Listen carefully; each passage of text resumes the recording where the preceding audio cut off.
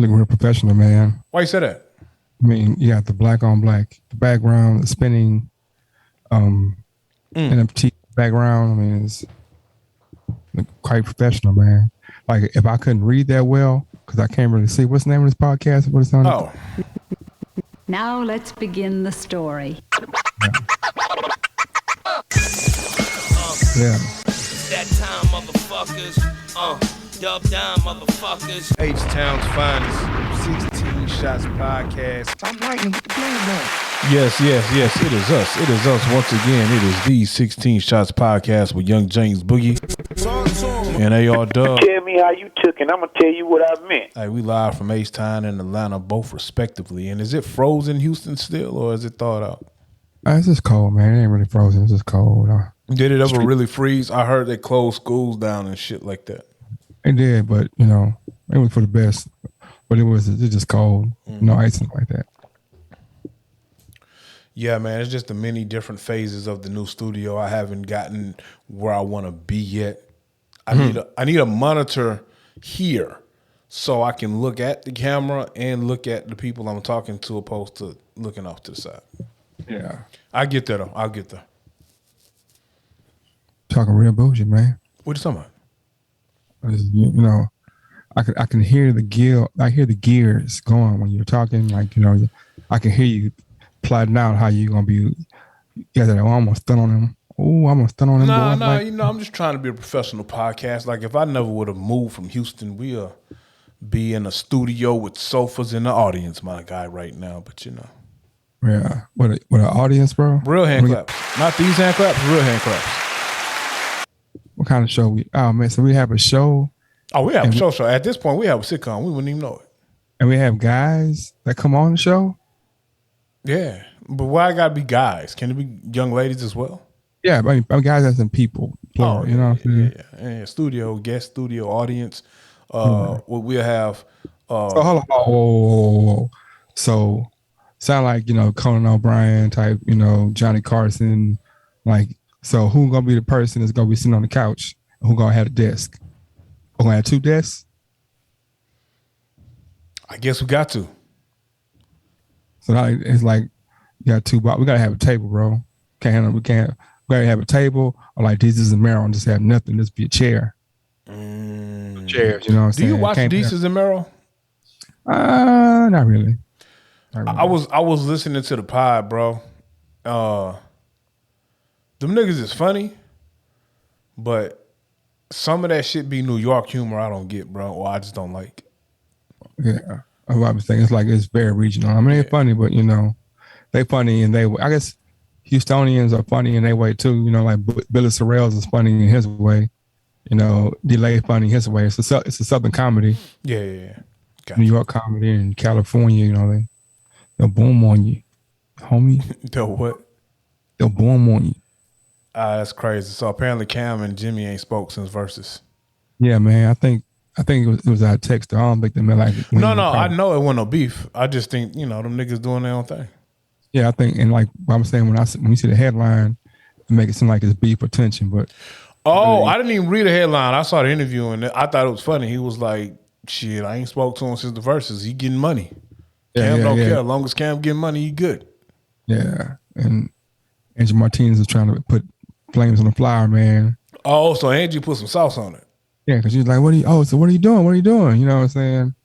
That's that man business, I mean, you get money. You know how they knew, the Rockets are getting their ass beat, man. Man, fuck the Rockets, bro. Because every time, you know what I'm saying? Every time I pick up my phone, I'm looking at these highlights, my guy, I swear. You'll think we like in first place in the West by the Rockets Instagram page. Because every time you look at the page, it's a layup, a alley, a three from half court, nothing but great highlights. And then you see the box score, and it's like 140-98 Spurs. And then we lose to like 118-75 Oklahoma City Thunder. Why? Why are we losing? People do what they do, man. They do what they do, man. Your audio flaked out on you a little bit, but we still gonna roll with it. I know. I'm working on it. And then you'll see some shit like one of the little youngsters having career game, 30 points, 4 threes, and then you look at House of Highlights. Steph Curry torches Houston Rockets for career high 89 3-pointers, and it's like, bro, like everybody has that. Matter of fact, for the past 5 years, Houston teams that are not the Dynamo and the Astros. So I'm picking on the Rockets and the fucking Texans. You know what? Yeah. People have career games against us, bro. Like, it's always like Eli Manning, career game. Oh, and then my bad. Eli is too elite. It'd be like Blake Bortles or somebody. You know what I'm saying? Yeah. Or it'd be like some no-name ass running back Lamar Miller from Miami had a career game in London, and then we signed a nigga and he trashed. You know what I'm saying? Shit like that.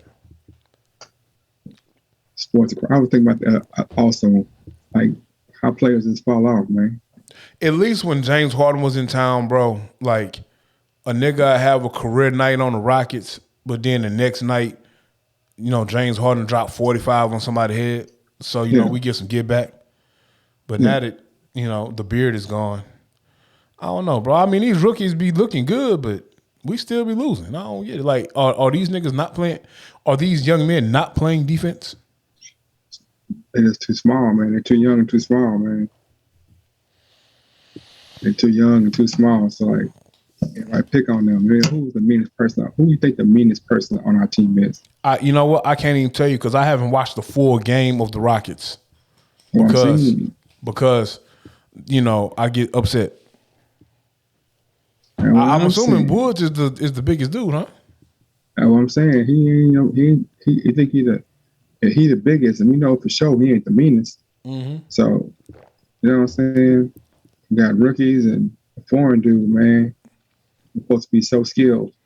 He's so skilled. I do be seeing the white boy be getting like, and then the white boy, his highlights, they be fly, but everything be wide open. Like, it'd be a wide open layup or a wide open dunk, and I'm like, oh my God, look, he can jump out the gym.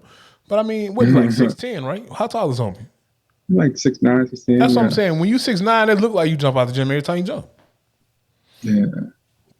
Bro, we need a dude on our team as fearless as John Morant, bro. I love watching John Morant highlights because this dude don't care who is there. He's trying to dunk on everyone. Yes, every time. And when he misses, it's not like it's a bad miss. It's like, homie, you was really like a half an inch away from getting posted. Yeah. Man, bro. And ain't John Morant like, what, 6'2", 6'3"?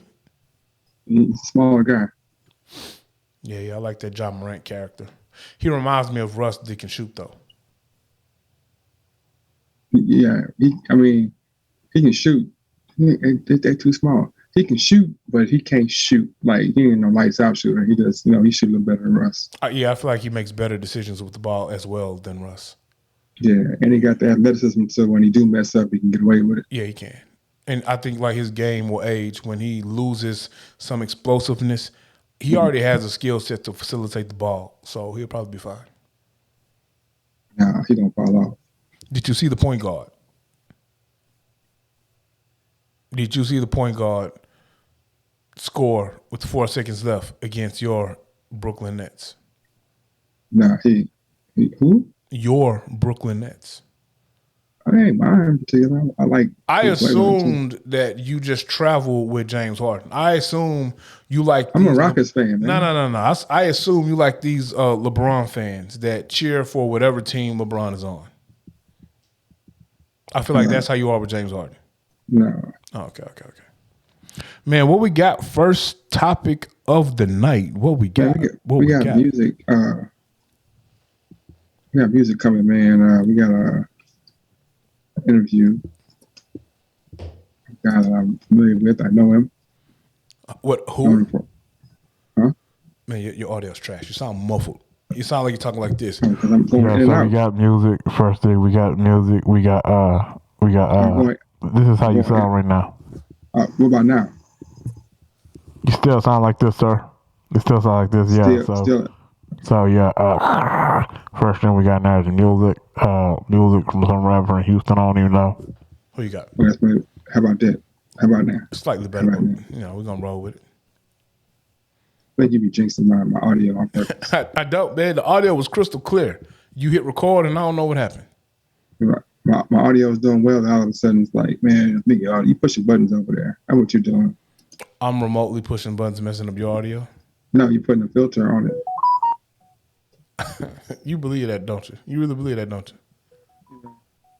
So what's first on the docket, man? What's the first topic of the night? I'm trying to get this young man in right now. Do we need to pause? No. I mean, because it's bad potting. We can start a topic, unless you just want to wait on your guests. I'm in the midst of trying to get the guest in. Hold on. Give me 1 second. Or you can come on, man, say something, bro. This is bad potting. You messing the whole thing. That's why I asked you. I'm not messing it up. I said we can pause until you get your stuff situated. I want to roll into the topics. Okay. All right. I can press pause. All right. Meanwhile, folks, young James Boogie is trying to get his volume together. His mic still sounds like this. Damn, they can see me too. Yeah, I put the NFT to work. The soon-to-be NFT logo. Do you know how NFTs actually work? Guess not. He's not talking now, folks.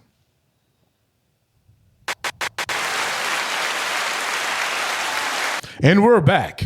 Yeah, so I mean, music today, man. What you listening to, man?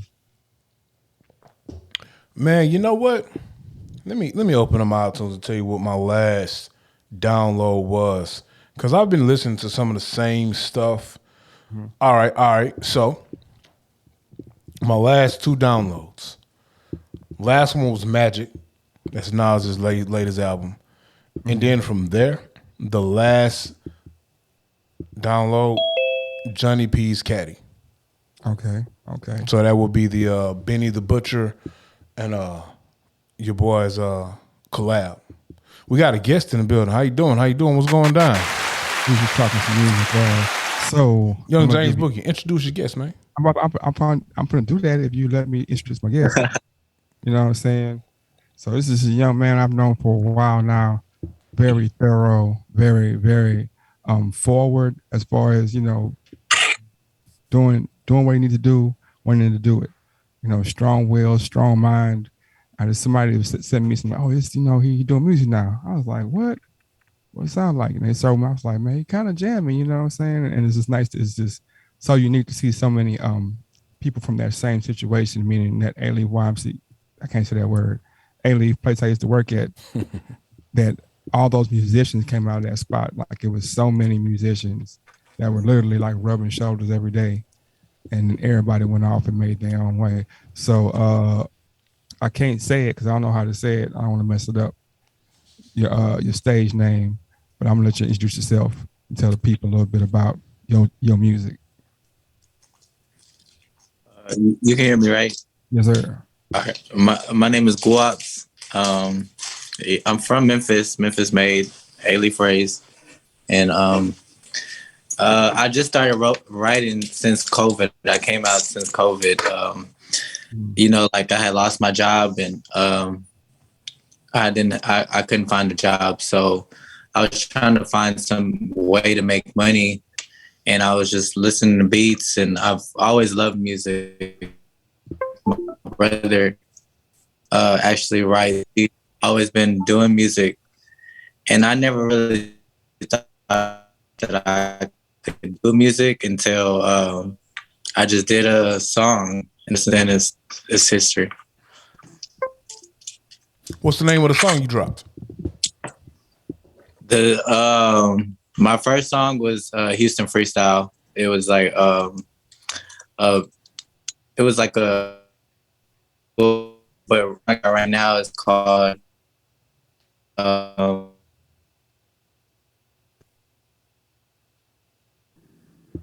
Oh man, did we lose him? It looked like you froze. Oh man. See if you can get them back on, man. Yeah. Houston freestyle. So I knew what you're gonna do. You was gonna go pull up the music. Oh, there you go. I knew when you spoke about music, when you said the name, I was for sure that you were going to go look for it. When he said Gwaup. Yeah. Is it Gwaup or Gwaup? See, I be thinking Gwaup Gwaups because of with S. Gucci, but it's Gwaup. Gwaups. How you spell that, bro? I went to HISD schools. Me too. It is spelled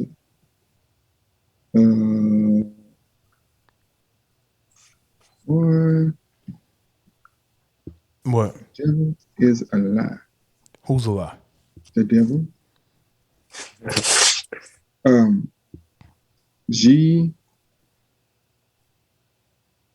Gwaups. Ah. For all listeners out there, Gwaups.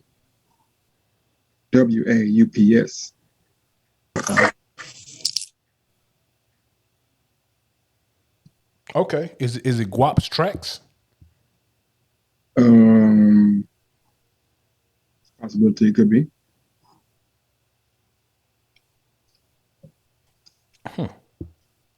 We'll see if we can get him back on, man, so we can talk some more about his music. Yeah. Hopefully. But I've been learning about music, or we've learning about music, is that it's kind of we be tripping on like the older generation trips on the younger generation and back, you know what I mean? But really we just different versions of each other, you know what I'm saying? I can see that. I try to stay open minded. It's just some stuff I hate. I hate mumble rap, bro. Mumble rap? Yeah. Like I can't, I still can't get down with Future. And I hear everybody say, like the younger people say, like Future really go hard.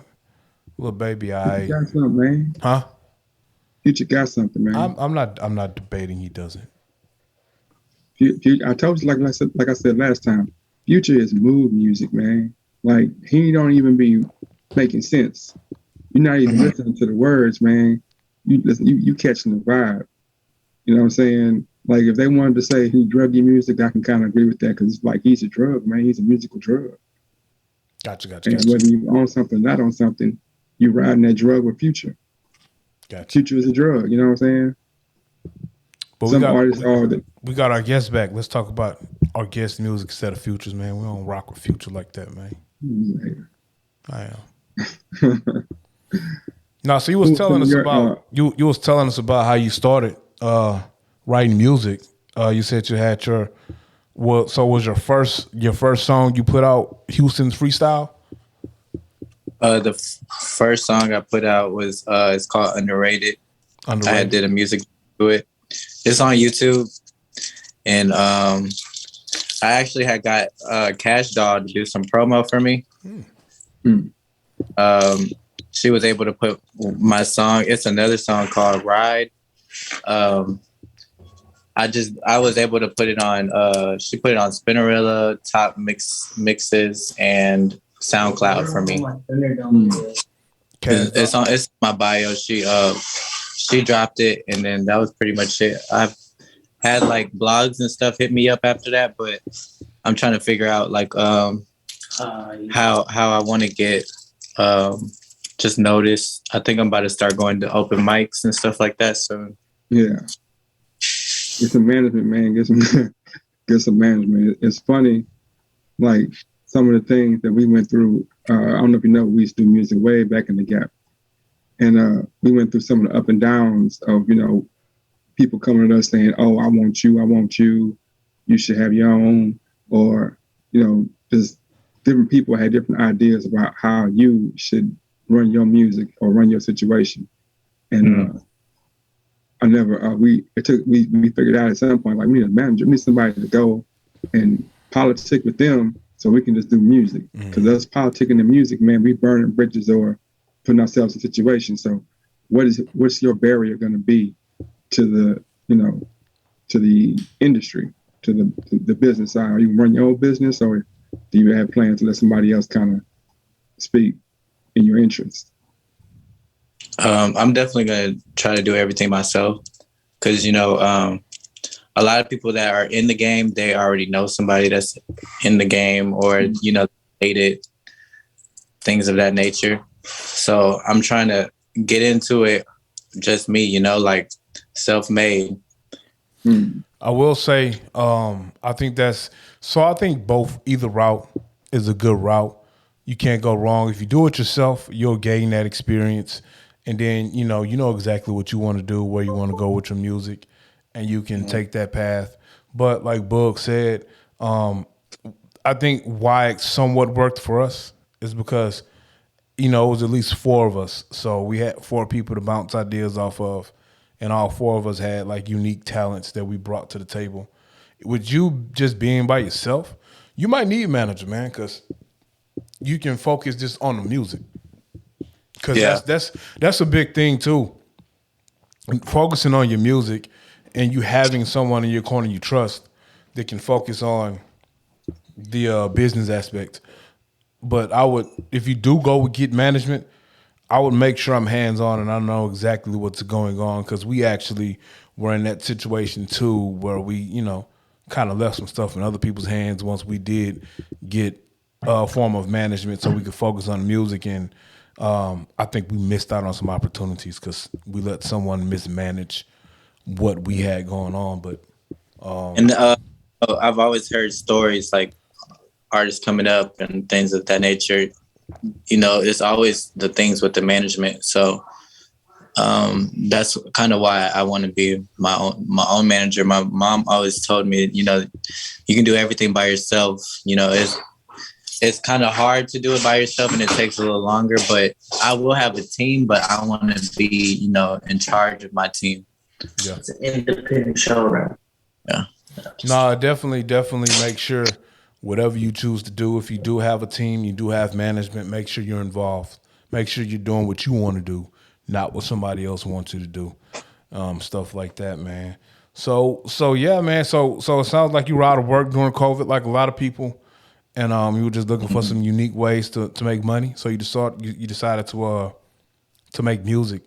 If you had to describe the type of music you make, how would you describe it? It's definitely bars. Like it's not melodic. It's I want to get into everything. I want to be like versatile as much as possible. But like naturally, I'm aggressive, like the way I rap and stuff like that. You killing people on the track, bro? Like if when the pod is over with, I travel for work. So when the pod is over with and I hop in the car on Monday or whatever, and I'm driving, to my destination, and I listen to your music, am I gonna get out the car ready to shoot somebody, or am I gonna be motivated to make some money? How I'm gonna feel when I get out the car? Not killing nobody. Like I'm not that type of person. I want to give out like raw awareness, like, because a lot of artists don't do that in their music. They don't tell the truth, Okay. And my mom pressures me to do that, to give out raw, to be, a free spirit. So I'm going to do that as much as possible. Gotcha. That's real. I know. I can tell by looking in your face that my audio is not to your liking. Oh, you talking about me? Yeah, I could tell. You still sound like this. You still sound like this, but it's okay. I mean, that baritone sometimes it does. Is that better, brother? Say, man, everything, it's all good. We doing good. We got quality audio. You know what I'm talking about? It's all going down. So I got a great question. Okay, so seeing how your style is, the style is unique because it's you, but your presentation is unique. What I'm saying? I've never really seen it like that in that fashion. What I'm saying? Even I've never seen like somebody who really wants to spit lyrics. Like you want to speak lyrics, but from your perspective, right? So yeah. What do you think is your who would you like to work with to like, like let's say just for example, Nicki Minaj was spitting, you know what I'm saying, but it really wasn't no females that was spitting back then. And so now when she's spitting next to Wayne and spitting next to Drake and next, it's like everybody hold up, So who is the person that you would want to, trade bars with on a song to show the dexterity of your music?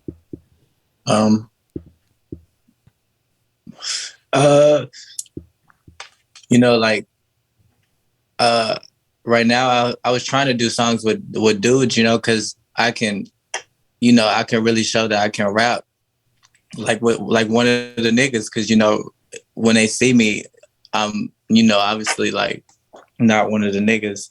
So I want to show like that I can be, I'm harder than any nigga that there is, like these niggas put on a facade. They not who they say they are, if that makes sense. So like I have to work harder, Mm-hmm. That's why I look up to Nicki. That's why she's my favorite rapper. And I feel like I would want to get like, I want to be a household name before I would work with her. But I would want to work with like Megan Thee Stallion or definitely a female artist, because I've tried to work with niggas and it's going to be hard for me because niggas is like a pride thing.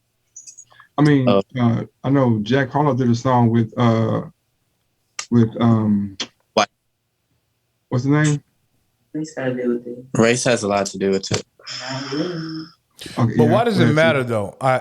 So I'm asking the question probably in ignorance, because I know it matters. But I'm saying, why should it matter though? Like at the end of the day, if you're an artist, you have skill, you can rap. I don't care what you choose to do or how you. No, I'm saying it doesn't matter to me. So why does it matter if we're getting on a track and we're making a song? Because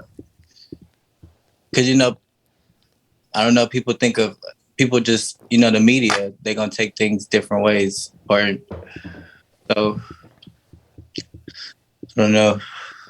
Like I would be open to work with people. Like I've like I said, my brother's been rapping, but has he asked to do a song with me? No. All his friends, they don't. I do songs by myself. So. Oh, so your brother raps? What's your brother's rap name? Zach OG. Zach OG? Yeah. Okay. Like an OG, like an OG? Like he's an OG? He an OG already though? I don't think he's OG. He's 22, 23. 23. Nah, you're not an OG at 23, man. G. It's like he still could be a baby G. Zach the OG won't do a song with you, man? Nah. Oh, man. I mean, that's the funny part though, because like you said, it's pride, man. It's pride. We pride for people, man. Like culturally and socially, you know what I'm saying? It's like it's an American thing, bro. Because like in other countries, they ain't even a thing, man. Like Britain or like Australia, ain't even a thing. Like it's like India. It ain't been a thing for thousands of years. You know what I'm saying? But it's like, well, it is a thing in other places. It's illegal in other places. So that's the reason why I'm ready for this shit, because like I see that I feel like I can really change a lot of things. Like Jamaica don't really like fuck with gay people. Mm-hmm. I try to do some like lingo in my raps, and because like it's blasphemy. Like about none of y'all like. Are you Jamaican? No, I'm Mexican and black. Oh, okay. I was gonna say because me and my wife, we have a friend who was a very successful young man actually, who lived the lifestyle, but he's actually Jamaican, and that was one of the things that he struggled with is, his he can't go back home, or going back home, it's not accepted, and homie is almost like a household name. Like he got a show on Netflix, so and I think he struggles with that as well. But that's crazy, man. It shouldn't matter. I know younger me younger 21-year-old Aaron, I probably would have had. I probably would have been a little ignorant when it came to the situation. But, Probably. yeah, I mean, I'm just transparency here, bro. But as I got older, I'm thinking about all the things I would have said at first. but even with that, I think we were still at that time, bro. We collabed with everybody because at the end of the day, even younger, ignorant Aaron, I whatever you do is what you do. I don't care. Like, if you make good music, if you're good people, you know what I'm saying. I fuck with you. So I never understood why that's an actual thing. You know what I'm saying? I feel like a lot of these people, well, Houston, I feel like they rap for fun, you know, because I really don't see like no people like trying to do it like how Meg did it, you know. Yeah. How Meg did it? What got put on by Carl Crawford? I'm phone on trouble, man. Oh, okay. Who's Carl Crawford? Carl Crawford. He played baseball. He owns, what's the name of that record label he owned? I think he was, so pretty much Meg was on his label first. He threw a lot of money behind Meg, got her hot. And then once he got her hot, that's when she went to Rock Nation and all of that stuff. But I digress.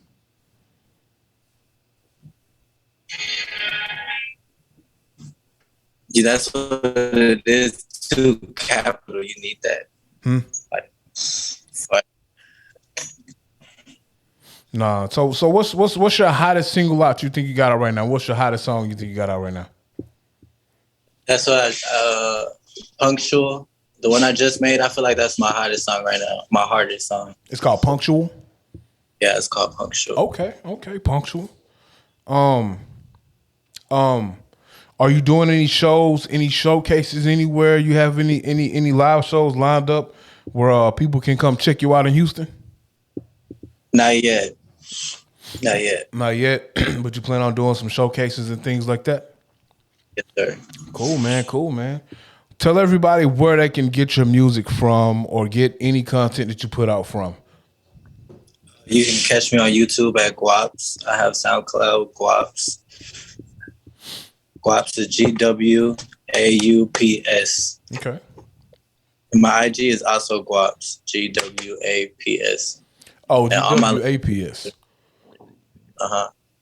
AUPS. GWAUPS. Okay, Gwaups. Oh, okay. Let me see. You got like a little heart right there, bro. Oh yeah, this you right here. Okay, Memphis made, Houston raised. Got your link tree. Okay, let me hit the little follow right here. Boom. So do you do anything else besides make music? Do you do anything else?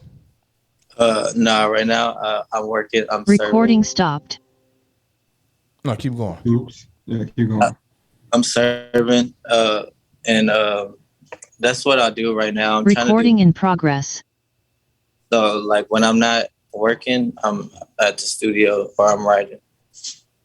Okay. I got a question.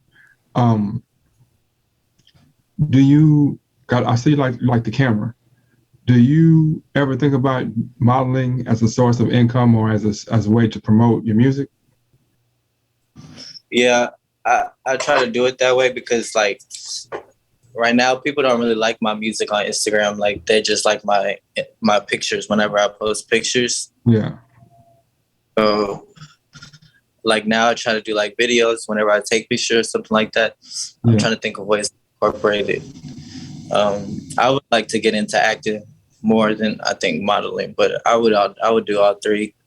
Yeah. I think it's an avenue you can explore. Also, I think that the motto of Love and Hip Hop showed that you can ride one wave to as far as it can take you, but that could not even be your real wave. You know what I'm saying? Like Cardi B was a bartender, you know what I mean? And she rode that wave all the way to the TV show, all the way to now I can rap. That's what I wanted to do in the first place, you know? So I think, like I said, the ability to ride the wave is there. Let me ask you, what's the first rap you ever can remember? It was that Houston freestyle, and I also do like poetry too. Oh, where you do? I mean, on Monday I'm gonna be going to the local seat, Mm-hmm. and I'm gonna do a poem called "Hot as Nia." Mm. So, do those communities are those more opportunities for you to promote your music? Do people does that trend? Because I always worry about poets that go from like, oh, I'm doing poetry, now I'm doing hip hop, and sometimes the poetry sounds like hip hop, and the hip hop sounds like poetry. You know what I mean? Yeah, but Isn't it really one and the same though? it do sound like hip hop. Kind of. No, it's just I wrote it with no beat, so Yeah. it's poetry, you know. All right. So, tough questions, tougher answers. Can I get some music, bro? Yeah. Can you what? Sorry, my guy over here. I don't have that music anymore, bro. Play a song or no? Oh, you want to play a song? It's for the first. You want to perform a song? How about No. you freestyle? Send it. Can I send it to you? Yeah, you can pull up, Dub. Yeah. Yeah. Y'all talk. I'll get my stuff situated. Oh, well, I can pull it up, man. Anyway, so tell me about as he pulls it up. Yeah, I'll tell me pull it about up now. Tell me the inspiration behind H-Town freestyle.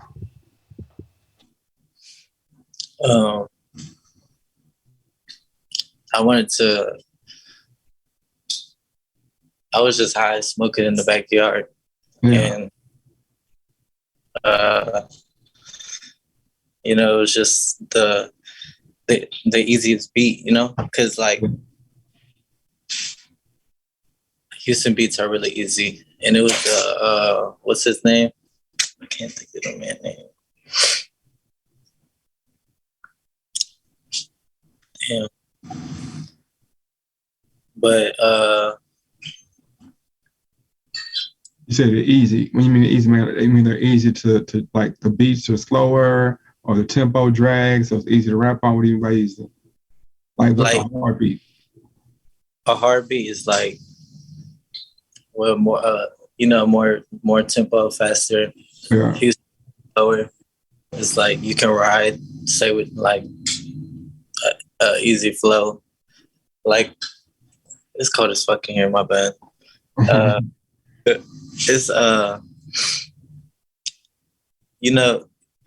when I recorded it in my friend's studio at his house, and he was like, it sounded like an ABC song.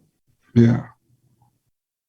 And I was like, damn. So that's kept on writing, making more songs. Yeah.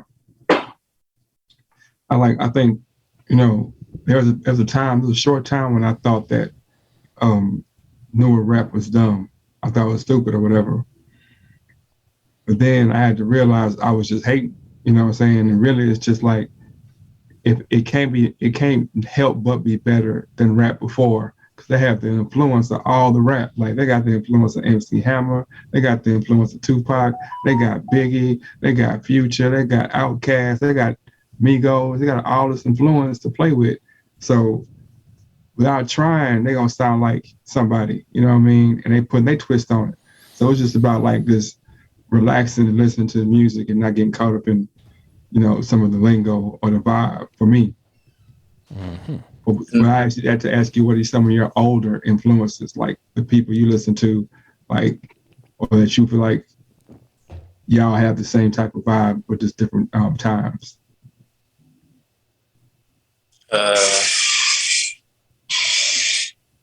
I like that Anthony Hamilton.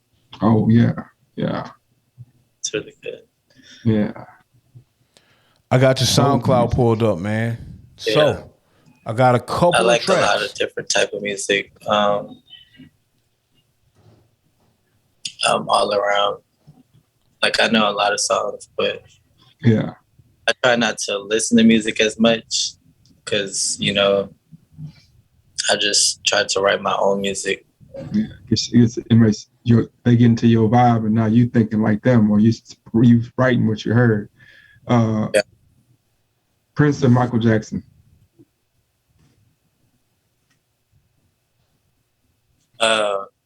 Neither. Like I wouldn't listen to them. Like, oh man. Nah, you gotta say Usher or Chris Brown with the younger people, bro. because I don't know no Prince song. I like Michael Jackson, I guess, but growing up, I used to be scared of that man. Why? Why you used to be scared of Mike? They painted him to be like, like just scary, like because his nose fell off, or because of the Jesus juice.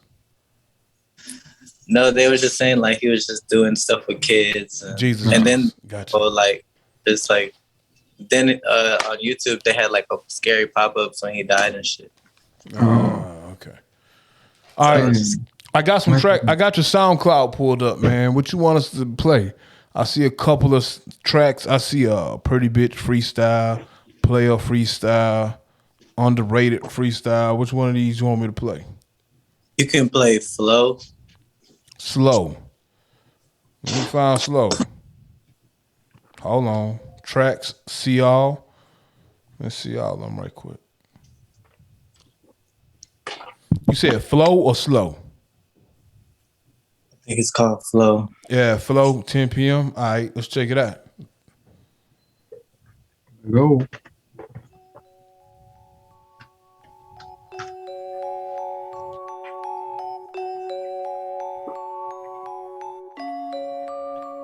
No, we can't hear that, sir. Y'all can't hear it? No, sir. Okay, it's playing though. Just know it's playing. Oh, okay. So listen. Oh, we hear something. Then I got my own flow, dropping dimes. There we go. In my own zone, they talking cash. Leave me low, call me trash. What the fuck? Ate my ass. Oops, I'm in my butt. Overnight sensation, giving head so basic. Put that ice in my mouth, got them running and racing. Knew I was the king, I've been patiently waiting. Higher than you niggas, it's like I'm awakened. They dodging shit. I hit harder than Mason. Get it back in blood, bitch, is what it was. Just knew I was the one when ugly niggas subbing. Harder than a world when he living in my world, bitch. Pretty and I'm urban, fly me out the Durban. Got a sample, now he slurping. Got him working, best item he could've purchased. These niggas late and I'm early, like a birdie. All that player hating might as well be my servant. Wish on the store, I'm the baddest thus far. If you want my head, gotta chop that bitch off. I don't know why I feel ripped off. Copying my style and they pissed off. Okay.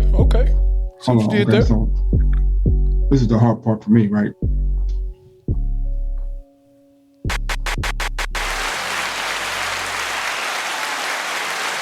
The audience that you're going for. That was called Flow at 10 p.m. Flow at 10 p.m. by Gwaups, H-Town's finest. A-Leaf raised, Memphis born. That's what you said, right? Yeah. Oh, okay, bro. That's why I'm good at this. The hard part for me is I'm jamming. I'm with you. I like it. You know what? It's the same thing with Nicki Minaj or with, any woman. When the song is jamming, but the subject matter is not necessarily what I really like. That's not how I get down. Your avenue, yeah. So now it's like, it's not that I don't like the song. It's just that I have like how I can't be walking down the street saying this out loud because now they're gonna assume that I feel it, and I'm just singing the song. Why you can't sing it out loud though? What you mean? Like I can't be walking down the street singing a song and then expect people not to feel some way about me. Not what you mean feel some way? No, I want to unpack this. What do you mean by feel some way about you? And I'm not judging you at all. No. I'm not. It's not a judgment. I'm saying that an average person or anybody in the world, because if I hear if Mike come down the street or Gwaups come down the street and he's saying, I'll shoot anybody with red. I'll kill anybody with red. Okay. I'm going to be like, hold up, man. Even though he might be loving the song and he might be a crip, but he love the song.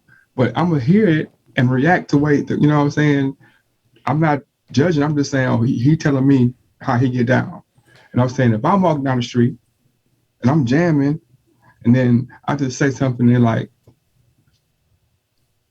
is that, you know what I'm saying? I'm like, no, you know what I'm saying? Which is, it's childish, man. But I feel the same about women's songs too. Like Shirley Murdoch should be jamming, but then it gets to parts when you sing the songs, like I can't be singing out, don't leave me, boy. You know what I'm saying? Real, you know, it feels funny to be singing that. Not that there's anything wrong with it, just that it's weird. Like I wouldn't, if I'm a Crip, I ain't be screaming out, you know, red, red rum. You know what I'm saying? That's the only thing that throws me off. So I ain't gonna lie to you, bro. It was when I say it was pretty regular, bro. It wasn't outlandish. But watch this though. The biggest issue I have is that how can I be any way about that and then not turn around and be like, man, Rick Ross be tripping, bro. Like Freddie Mercury be tripping, man. What Ross do, like, man? Man, Ross is so dope to everybody in the world. Everybody didn't be in a B or an H. He's pushed. Wait, man. Yeah, man. And see, that's the difference between me and you, Bug. I truly just digest music because I like it. So, like, I love cocaine music. That's why forever, whenever Pusha T drops something, I don't have to hear no singles. I ain't got to read no reviews. If Pusha T drop an album, I'm ready for it because I know once he dropped the album, I'm gonna put a hoodie on and I'm gonna feel like everywhere I go, I'm selling dope because I'm just selling cocaine the entire day as I drive through wherever I'm at. So I purely digest music for entertainment purposes only, and I don't give a fuck what somebody say if they hear me with my windows down. If I'm banging Young Gwaups music because I like it, I don't care what a nigga think if the window down and he hear it, bro. He think what he want to think. He ain't gonna run up on me. You know what I'm talking about?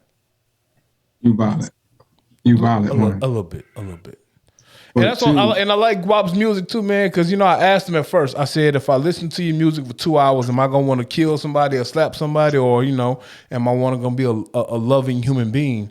He told me he wasn't killing people, man, but I ain't gonna lie to you. I kind of felt like, you know what I'm saying, if I wanted to, you know, if I had to go fight somebody, I kind of felt like I was ready to slap somebody a little bit. You know what I'm talking about? Just a little bit. It's definitely aggressive. I felt like I want to slap somebody and go holler at a female at the same time. You know what I'm talking about? And be like, hey, what's up? Are you saying he makes slap a bitch music, bro? I feel like he makes slap a bitch music, but then go holler at somebody music too. You know what I'm talking about? All right. So, but back to like I was saying at first, I put some kind of way that I ain't mad at these other rappers that then lied like to us, like. And Clarence's parents have a real good marriage. It's more of them. It is than it is people who really did out like these dope fiend kids, man, living out their dreams, bro. But we off of experience, off of people that we actually worked with. We've actually So I don't think any of us were hardcore gangsters. We just young brothers from the hood who had a foot in the street and a foot out the street.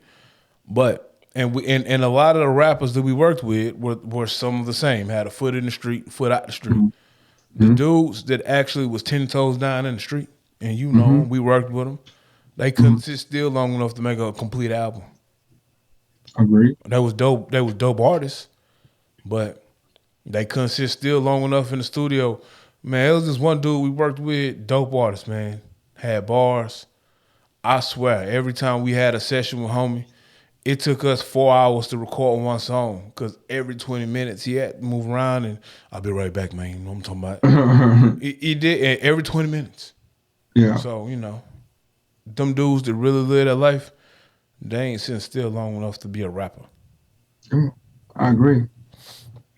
I like what Method Man said too. He's like, I've been in the game since before they came, as they came, and I'm in the game now.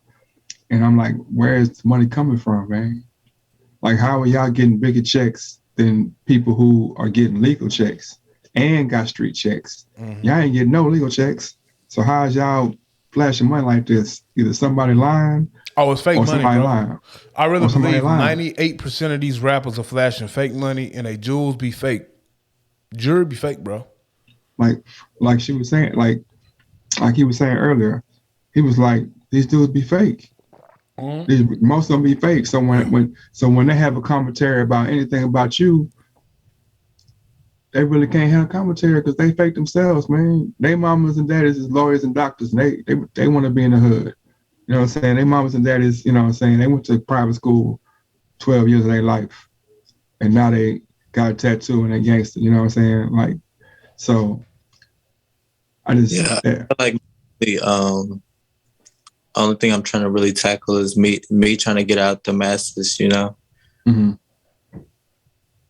trying to start slowly stop working and focus on music. That's the dream right there, man. So tell the people where they can find your music at, like all the sites, whether it's SoundCloud or all the different venues they can find your music. Like right now, YouTube. I'm on YouTube and I'm on SoundCloud. What's under Gwaups? Yeah, it's under Gwaups. Yep. Gwaups. And actually, man, you got to direct them to your IG, man, because once they hit your IG up at Gwaups, man, you got your link tree down there, man. Once you click on that link tree, is everything. Yeah, my name is Gwaups. On Instagram. Well, man, keep up the good work, man. Appreciate having you on. You know what I'm saying? If I do another song, because I do, like, every now and again, he makes me mad. That guy right there makes me mad. And I have to do a song to show him I can still make music. So if I do another song, man, I might be sending you a track to send back, man. I might do that, yeah. I don't know what your return time is. I don't know what your price is. I hope the price ain't going up by that time. When you're like, I'm $1,500 a show now. I'm sorry, my manager said. You told me to get a manager. I got a manager. Yeah, he sings Gwaups. So when we did music, we didn't allow him to sing. But now that we don't do music anymore, he can sing as much as he wants. So feel free to recruit him to sing on one of your songs. I've heard him sing on a couple of tracks. It's pretty decent. Fire. You know what I'm saying? I ain't gonna lie to you. It's a little decent. Fire. It ain't fire, but it's decent. Fire. Man. Well, say Gwaups, we enjoyed you. We enjoyed you on the interview, man. We wish you nothing but success. We're gonna follow you. I'm gonna download some songs. You gotta throw them things on iTunes, man, so you can get some streams. I don't know what a stream is worth, but you gotta start getting them streams. And now you gotta get yourself out there, you know, like known first before you put yourself. Because my brother, he had his shit on Apple Music too, you know, but he eventually he took. I guess he wasn't getting streams or whatever, so he took it down. Like it's not a strategy, you know. We never take it down. It's still there. These Circle G's. I buy the music at least once every 3 months. I'm pretty sure Bill gets the check. It's always somewhere. It's always somewhere. Yeah. Man, appreciate you, man. And like I said, we'll have our eyes open for the show. I'll send the link to the show. We put this on Spotify and we put it on Anchor. We put it on iTunes. Anywhere you get your pods from, sir. So yes, it'll drop tomorrow. You can download it, share it with your fan base. Share it with all the dogs. It's so many of them. Cash Dog, China Dog. I don't know. It's so many of them. I ain't gonna lie to you. What you think about Nicki Minaj making up with City Girls? Oh, he left. I asked this one thing I want to know. What you think about that, bro? You ain't know? Man, look, female rap I listen to, her name is Rhapsody. She go harder than all of these females out. Oh, I don't know. Cash Dog goes hard, bro. She don't go harder than Rhapsody. I don't acknowledge any other rapping female outside of Remy Ma. And, Cash Dog goes hard, man. We got one more guest in the house, man. I ain't got my glasses on. I took them off. I can't see that far. Who's our guest? Yeah, I want them to introduce themselves, man. Oh, okay. Whenever they get ready, you know what I'm saying. I feel like I got grown, man. I don't drink the Hennessy that much anymore, man. I'm really just drinking wine these days. Wine and beer, bro. You look hella grown, that's for sure. Oh, yeah, that's what I'm talking hey, about. this is a female. You know, I love females. Boy, is super grown up. Who are we speaking to, man? To the superstar. Superstar. What's good? Miss Sydnee Jane. What's going down? What's up, y'all? I have not seen you in a while. I know, a long time. We have a return guest. So I'm gonna ask both of y'all. My mic's not working. Why would you do over there? I want to ask both of y'all this question before you leave. My fault, Dad. No, you're all right. So earlier this week, it was reported that Nicki Minaj came out and said that she wouldn't work with City Girls because she heard they were talking stuff about her, right? So yesterday or whatever, she came back and she was like, had a meet with the City Girls. We got something in the works. What message do you think that sends to the rap community, the female rap community, or just rap in general? I asked Mr. Gwaups first, and I want your synopsis with Sydnee Jane. That you shouldn't really let people like talk about you and do music with them. She's like, I feel like Nicki always shows that she's human. Mm-hmm. Definitely. That's why I like her as an artist. That's really all I got to say about that. What about you, Miss Jane? I don't know. That's a hard one. I was kind of surprised when I heard that she had, was like, oh, okay. But I mean, at the same time, all these itches are my sons. So, I mean, it's really no threat. It's no reason not to if they got a little bit of clout going on or marketing or whatever, Yeah. I just heard today she was 40 years old. I did not know that. That's crazy, right? Right. So it makes sense that she would want to, link. Yeah. I mean, to me, it's so like. Oh, yeah, I thought she was younger than 40. I guess I didn't think about it. I mean, she looked good. So, sometimes you forget the age part. I knew she was at least like 38. I didn't know she was 40. I thought she was slightly younger. I heard that today. How old is Wayne? How old is Wayne though? Wayne like 42 though, right? Yeah, I'll get up. Wayne got to be 40, bro. I don't know. Nah, like we grew up on Wayne, but Wayne was our age growing up though. Yeah. Oh, that's true. That's true.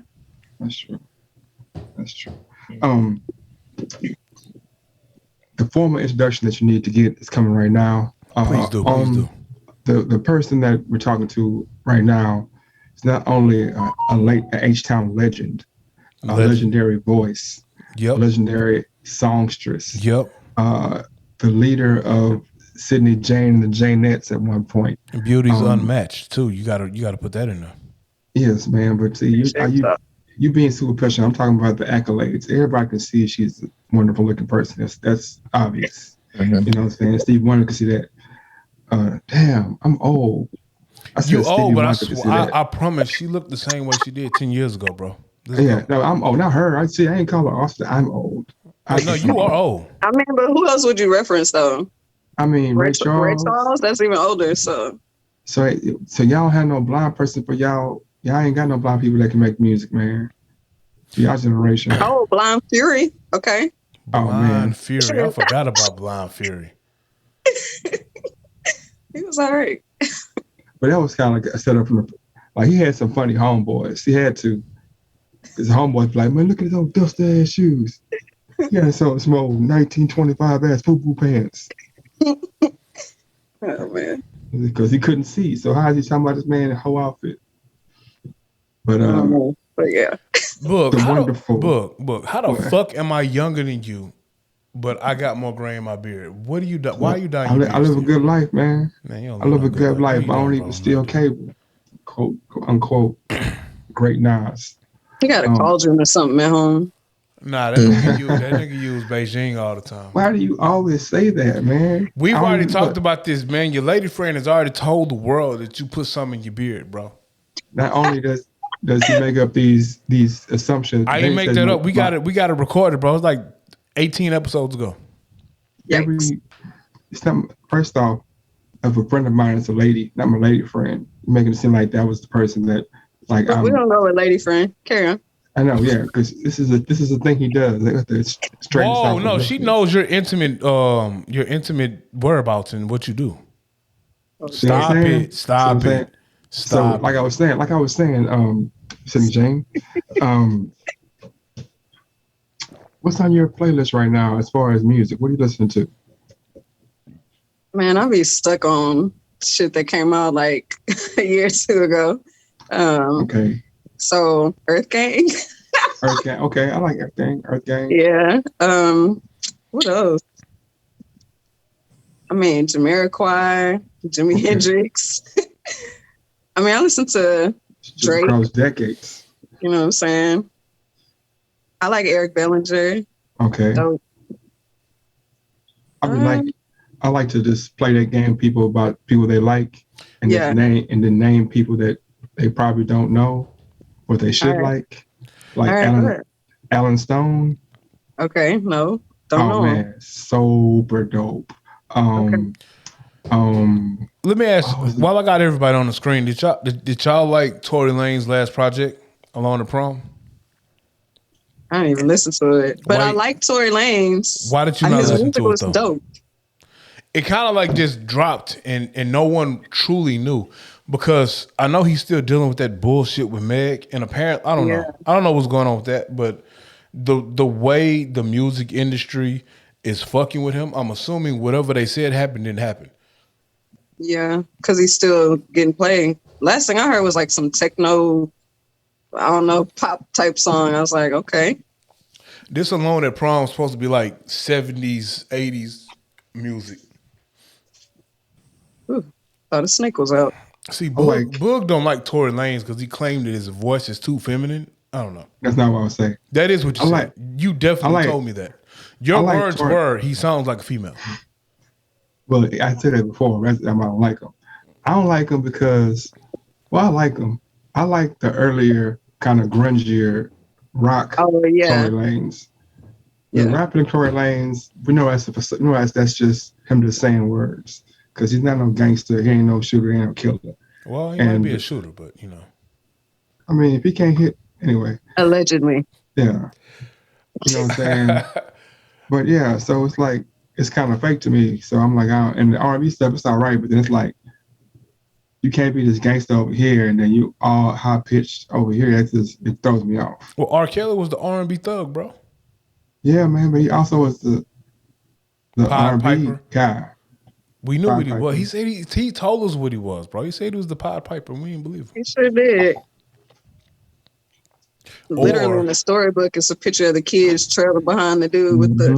Sydney, the problem is a lot of us didn't know who the Pied Piper was. Yeah. Yeah. What that they mean? didn't teach that at our elementary school. Yeah, they didn't realize that till he got locked up. What that mean? Miss Sydney, are you still making music? Yes, I am. I actually... I went out to Cali.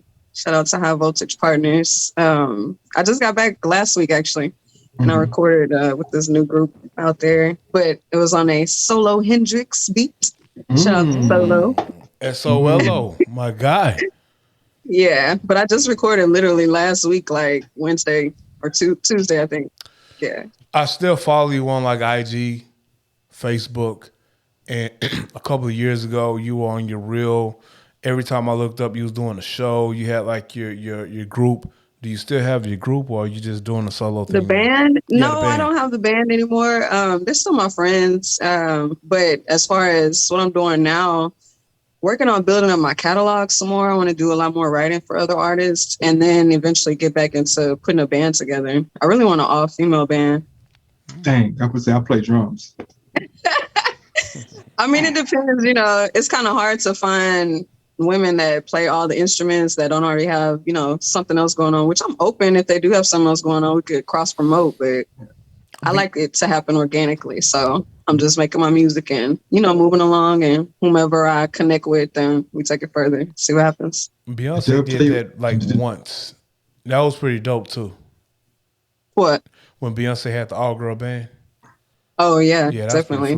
I don't like Beyonce. That was pretty fly. Did Dub tell you I sing now? He told you I sing. I sing assumed now? that she would know since you recorded this shit at Solo Studio. So I would assume she might have heard that bullshit in passing. No, it was. Nah, I actually didn't. When was that? Solo be singing too now.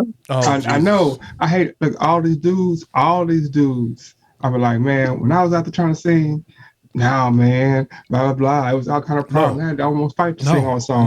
Why would we let you sing when Sydney would have been in the studio? Sydney can sing on a song. I want a song sing with Sydney. I want the song I did with Sydney when I was singing. We didn't want you to sing. We wanted to hear her. This boy Jason turned my vocals down so low. He man, should have because look, think about it. That boy Droop said Droop. Yup, like, exactly. Doing, think about it, Sydney. Not only do I would rather hear your voice than him. Mm-hmm. Then you're coming in the studio, so now I can see you instead of him. It's like a plus. He's saying in his head when I sing, he had visions of me, and he don't like feeling that way. That's what he's trying to say. Nigga, I don't want to see you if I have you I ain't in that. or Sydney. That's what he's trying to say. Definitely trying to see Sydney. I don't want to see you. So I see you every day, my nigga. I don't want to see you. I want to see her. Miss Sydney, do you have any advice for our artists below us? Gwaups, he's a new artist, has a very unique style, very unique perspective as well to his music, the way he constructs it and presents it. What advice do you have for him as far as collaborating with artists? Let's see. I would say stay true to your brand. Because sometimes, we can get caught up in the wave just trying to be a part to get our name out there or whatever the case may be.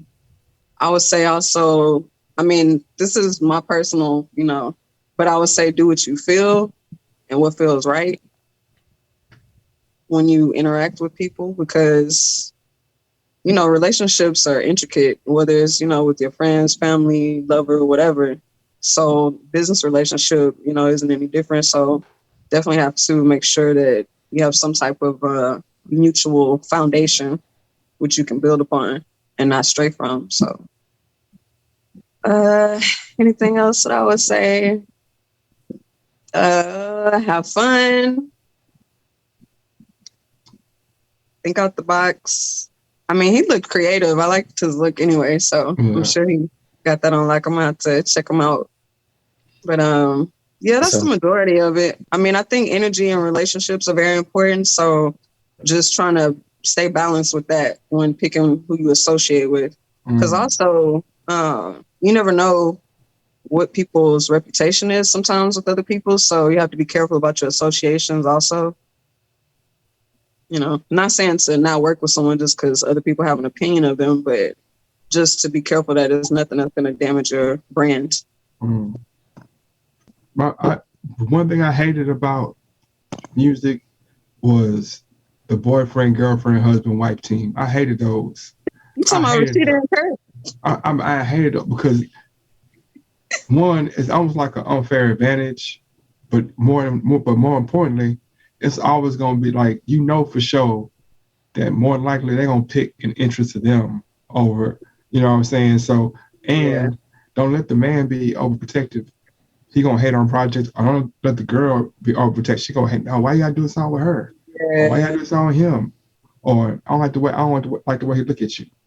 Like stuff like that, you know what I'm saying? Like I used to hate. I'm like, man, I used to hate those, man. I'm like, well, the thing about that is that if y'all remember back in the day, like people didn't even really discuss that they was together. They just be around, and you kind of like pick up on it or whatever, But it was like a secret. You weren't supposed to talk about who you was with back then. So, yeah. like, oh, I didn't even know, but I used to hate that, man. I used to hate that because, like, I got one. So when you're working with someone and say it's like, it's maybe controversial, but they're an artist themselves and they're like basically wanting to manage you or work with you too. And it's like no knock to anybody that's multifaceted, multi-talented, because I feel like I am too. But it's going to come to a point of conflict of interest at some point if they're trying to like manage you as opposed to y'all like doing some co-partnership things or whatever. But yeah.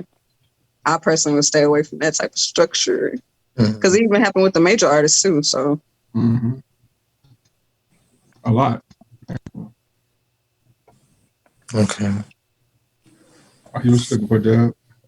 yes, brace to the side today. I was trying to figure out this is gonna be a little not left, just off topic. Man, how y'all feel about India Ari pulling her music off of Spotify because of Joe Rogan's comments? I think she was going in. I think she's full of shit though. Like, when was the last time India Ari actually dropped the record? Like, I feel like she just stopped making music. And I'm not trying to discredit her. I'm not trying to discredit her opinion, because everyone has their opinion. They feel however they feel. If they feel a way about the guy, I just think Joe Rogan has had a platform for how many years now? It got to be 10 plus.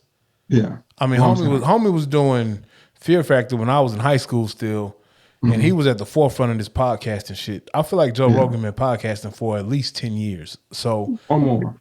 All of this shit that they're trying to bring up, Joe Rogan been did this. Why now are we trying to cancel Joe Rogan? Like, I know black people who are trying to someone literally hit me and was like, "Hey man, I don't listen to that new Fear Factor podcast." And I'm like, "What? Fear Factor podcast? Why does it matter now?" That's the part I don't like. It's like, so you telling me when he said nigga 100 times, you was cool with that. That was cool. But then when he said you shouldn't take the virus, that was the one that was the straw that broke the camel's back. Yeah. And he didn't even say don't take the virus. I mean, he didn't even say don't take the vaccine. Yeah. He simply asked questions about the vaccine. He never said don't take it. I mean, I would say, how did India Ari get involved to begin with? Did she just come out of the woodworks? Like, yeah, she did. Oh, the white, what's his name? I want to say Neil Diamond. It ain't Neil Diamond. Neil Young first was like, I'm pulling my music off Spotify because Joe Rogan is spreading misinformation about the COVID vaccine, which he didn't spread misinformation. He actually had like Dr. Sanjay Gupta and Dr. Fauci's constituents on. These are all like medical professionals. He even had like HR McMaster's on. He just asked questions about shit. Like, homie really just said, "Hey, this is the question I have. How effective is the vaccine? What are my pros? What are my cons?" And I mean, sure, he gave some of his opinion about it, but I don't think the guy was spreading misinformation. But after that dropped, it was like cancel Spotify, cancel Joe Rogan, and India Ari hopped on the bandwagon. That was weird. Yeah. I mean, I'm not saying she's wrong. I'm just saying the opportunistic way it looks, the optics of it is like, man, don't say and he was racist. Say he's racist. The racism should have been enough. Yeah. You know what I'm saying? And then she backdoored and was like, well, they gave him 100 million and they giving me, 0.00.3 a song. So that's what it's like, really about. Well, and I feel her, but I was like, so how can you feel it though? What has she done in the last 10 years? No, but that's a horrible point. What's last time Larry Stidham made an album? Well, time out. Because she was great when she was out. If we're talking about why Joe Rogan got the money he got from Spotify, why did he get the money he got from Spotify?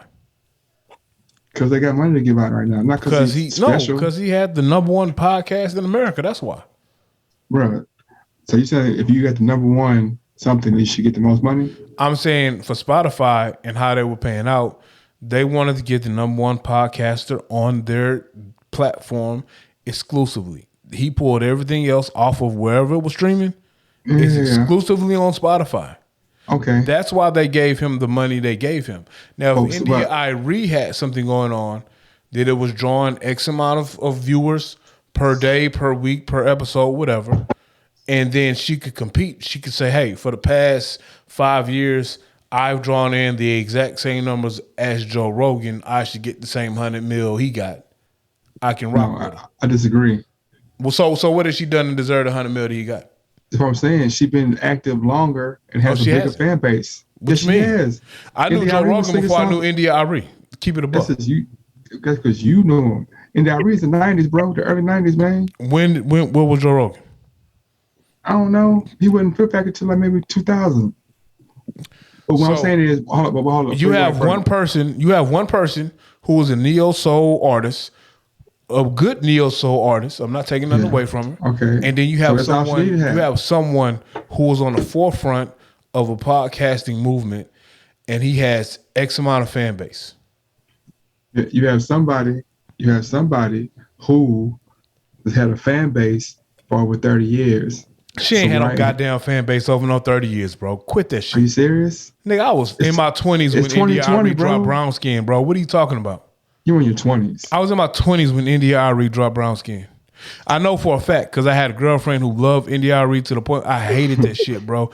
Every time I got in a fucking car, she was playing Brown Skin, bro. And I was like, turn that bullshit off. And I was in my 20s. I know for a fact. You know it too. You telling me you don't like black women? I'm saying I don't like brown skin because they played that shit too much. See, you are a narrative changer, bro. Hey, I think her first album was 2001. That's what I said. That's nigga, years, you bro. just said 90s, bro. Quit that bullshit. You said early 90s, nigga. No, you didn't. You said India Ari was the 90s. You said Joe Rogan was the 2000s, bro. She was 99, bro. What was her first album, bro? When was the first album drop? Her first album dropped in 2001, but thank you. Nah, nigga, no, nigga, no. Watch this. So you saying that her album dropped when the song came out? They just dropped the album out the blue. What you talking about? Singles? They ain't dropped a single first for like and let it push and then put the album out. Nigga, she probably been singing since 1991. If you want to keep it a buck. I'm looking to say she was on Motown since '99. When Brown Skin dropped? When that shit dropped? Let's see. So is it safe to say that her and Rogan came out at the same time? Okay, maybe. When did Fear Factor drop? Bro, listen to what I'm saying. This what I'm saying. You're talking about somebody watching Fear Factor before I was listening to India Ari. I mean, that's just me. Let me finish. You're talking about somebody who has to drop new material frequently compared to somebody who drops out once every 3-4 years. Who? India Ari. She drops something once every 3-4 years. That's crazy. Like what I'm saying. So Fear Factor started in 01 as well, huh? Yeah. July to be exact. So they both started in 2001. Joe Rogan started Fear Factor in 2001. Then Joe Rogan also was a comedian. Then Joe Rogan also has a footprint in mixed martial arts. Let's be honest though, nobody cared about Joe Rogan like that when he first came out. Exactly. Another outside TV person. of Fear Factor, I was a fan of Fear Factor. I wanted to go on Fear Factor as long as they kept the spiders away from me. I'm also I prefer the Dave Chappelle version. That was a little Joe Rogan. You know what I'm saying? Y'all know that Joe Rogan and Dave Chappelle are damn near besties though. And my question for y'all, my true question was this: if we give Dave Chappelle the pass for everything he said, LGBTQ community, all of that stuff, we give him the pass. He's a comedian, whatever. Why do we not keep the same energy for Joe Rogan? Who is we? I'm just people, period. Not people on the screen. Right. I mean people, period. Because it does seem like to the masses, they're offended because they're told to be offended. Not because they're truly offended. If you're truly offended, you would have been mad at Joe Rogan 10, 15 years ago. Right. None of this shit is new. The only thing that's different with Joe Rogan now is that he's on this questioning the vaccine shit. And once he started questioning the vaccine and having medical professionals who are these people's constituents, as in Sanjay Gupta, I don't like how you say his name. Sanjay Gupta, that's the homie name, bro. I don't like how you say his name. And fucking Dr. Fauci. I feel like you're butchering it. Because he's had these medical professionals who are questioning their logic. They're not even saying don't take the vax. They're just asking questions. Now all of a sudden we want to counsel Joe Rogan. Look, man, I don't okay, I see what you're saying, but I'm playing devil's advocate a little bit, but also being honest. Like, I don't give a damn people say, man, people stupid as fuck, man. People dumb as hell. People literally like will go and buy exotic weed from a dude who failed 6th grade math, will take pills with everything in it. But then when the doctor be like, man, I think this is, man, they're trying to conspiracize against us, man. Like, I don't trust them, but you trust all these nefarious characters, and, you know, like they'll do all kind of stuff that makes no sense. They used to buy weed already rolled up in 3 swishers, 3 for 10s. I've never bought 3 for 10s, bro. Unless it was from somebody I knew. Yeah. That's the same. So, but still, I had an OG partner that told me never buy pre-rolls from a nigga you don't know. I had an OG told me that. The song, was this Scarface, man? No, I had a legit OG. Unlike you, because you from Africa. You really ain't from Third Ward, my nigga. I'm from the Clark. So it's legit OGs that I know from the Clark. You from Third Ward. You don't know no OGs from the Trey, bro. Your OGs was my neighbors in the Clark. Them Thomas boys, them your OGs.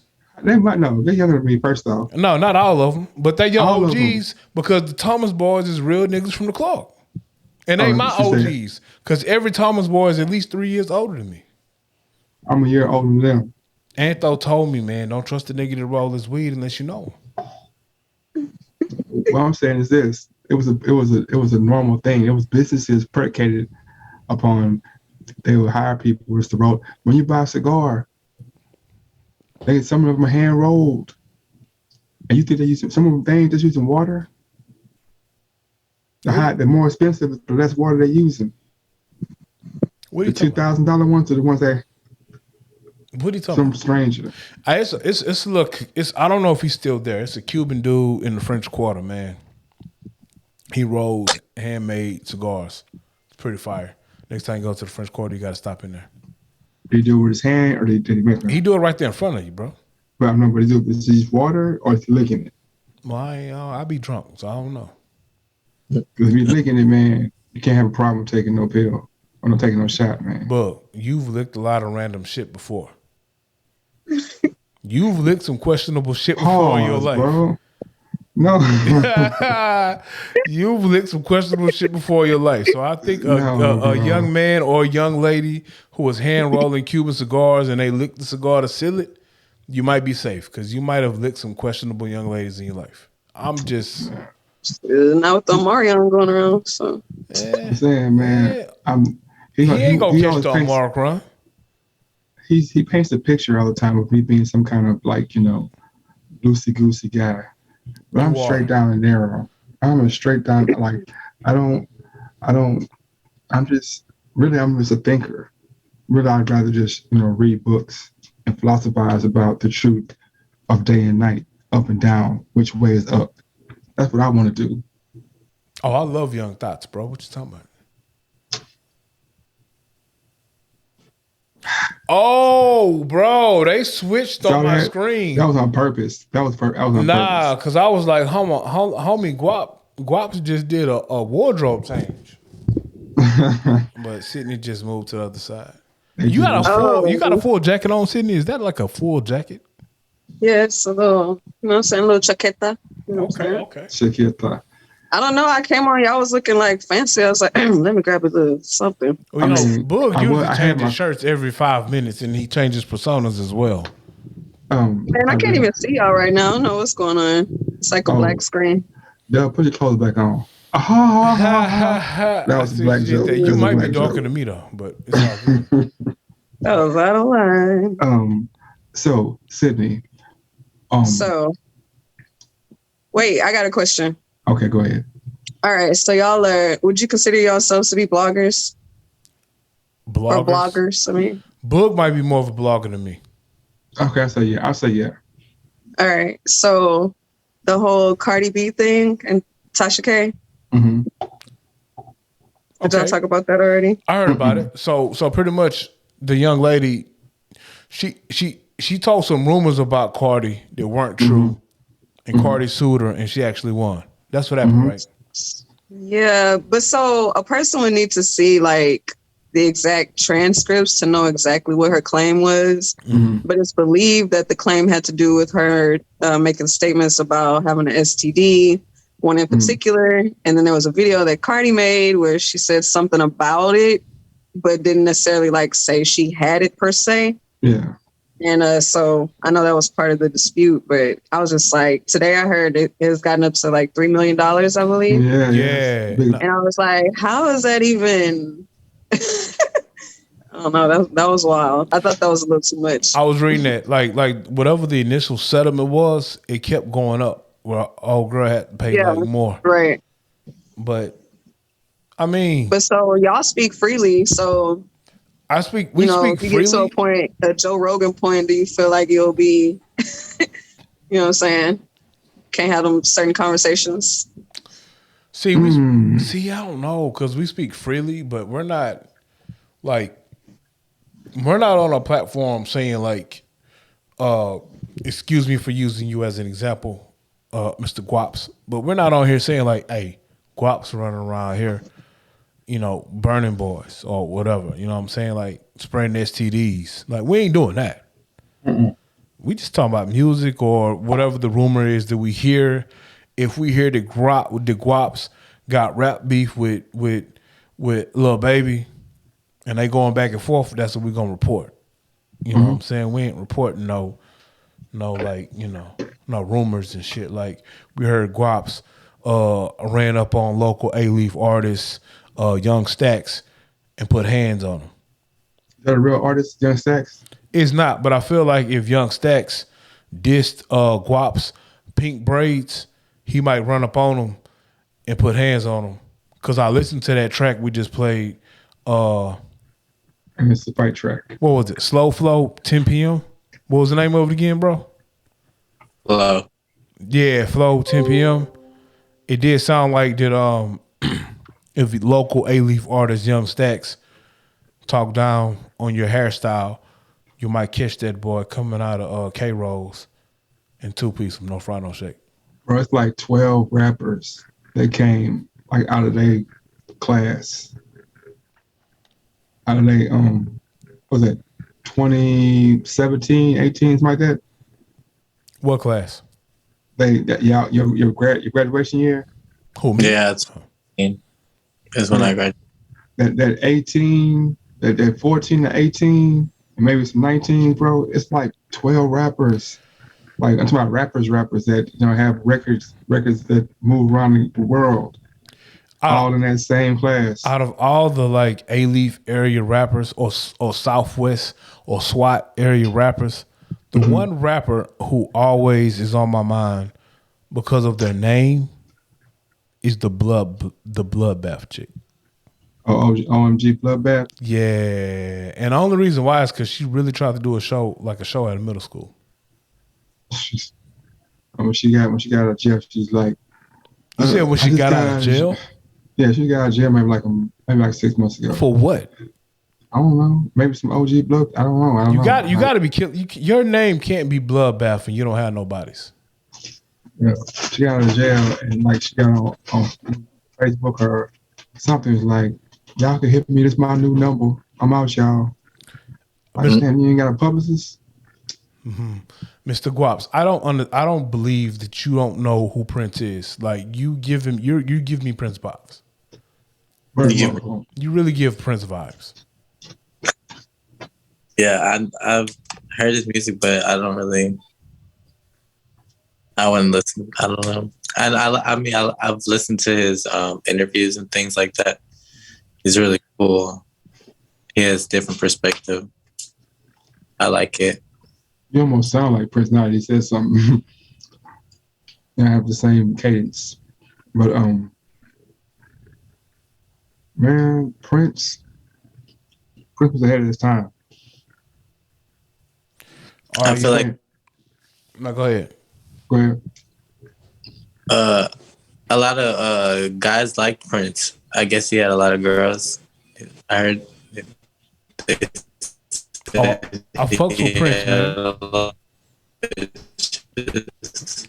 See, Young James Boogie don't like Prince. You know what I'm saying? Stop your lying, bro. Nah. You don't like Prince, bro, because you was talking about because homie had the outfit with the ass cheeks cut out. You know what I'm saying? I mean, I don't like the outfit, but I like him. So you had rap beef with Prince because of that, but I'm a fan of Prince. I wasn't a fan of the outfit.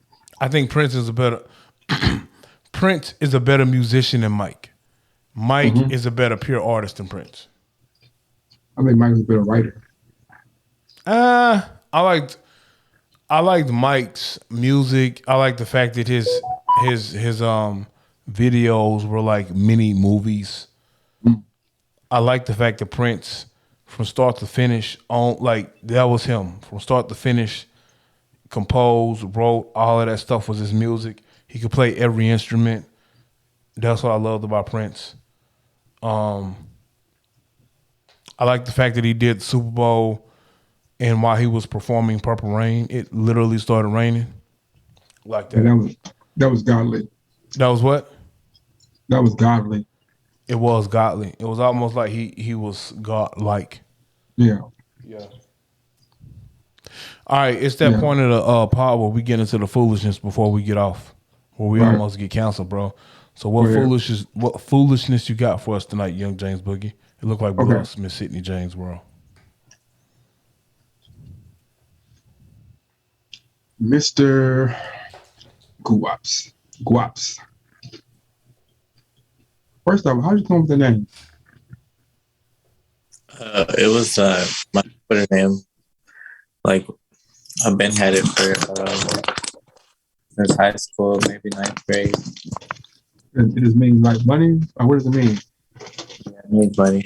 Yeah, that's what I thought. Gwaups. Okay, so if you had to choose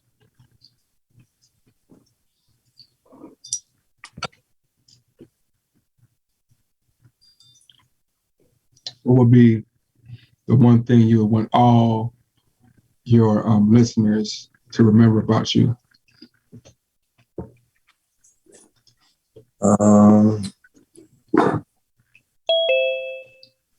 To remember about me that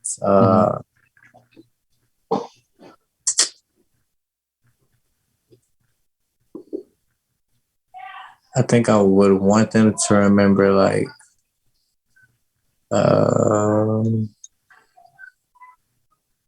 probably like how different I am, you know? Mm-hmm. And what how I switch the flow, and like I talk about like actual things that I do. So, mm-hmm. So the realness of your conversation. Just realness is what I want them to know me by. Once again, can we get your socials and the things we can get you, how people can get in touch with you? My Instagram is GWAUPS. Mm-hmm. My links are in the bio, and all my music is on there, YouTube and SoundCloud. Also Spinnerilla and the things that Cash Shaw put on for me.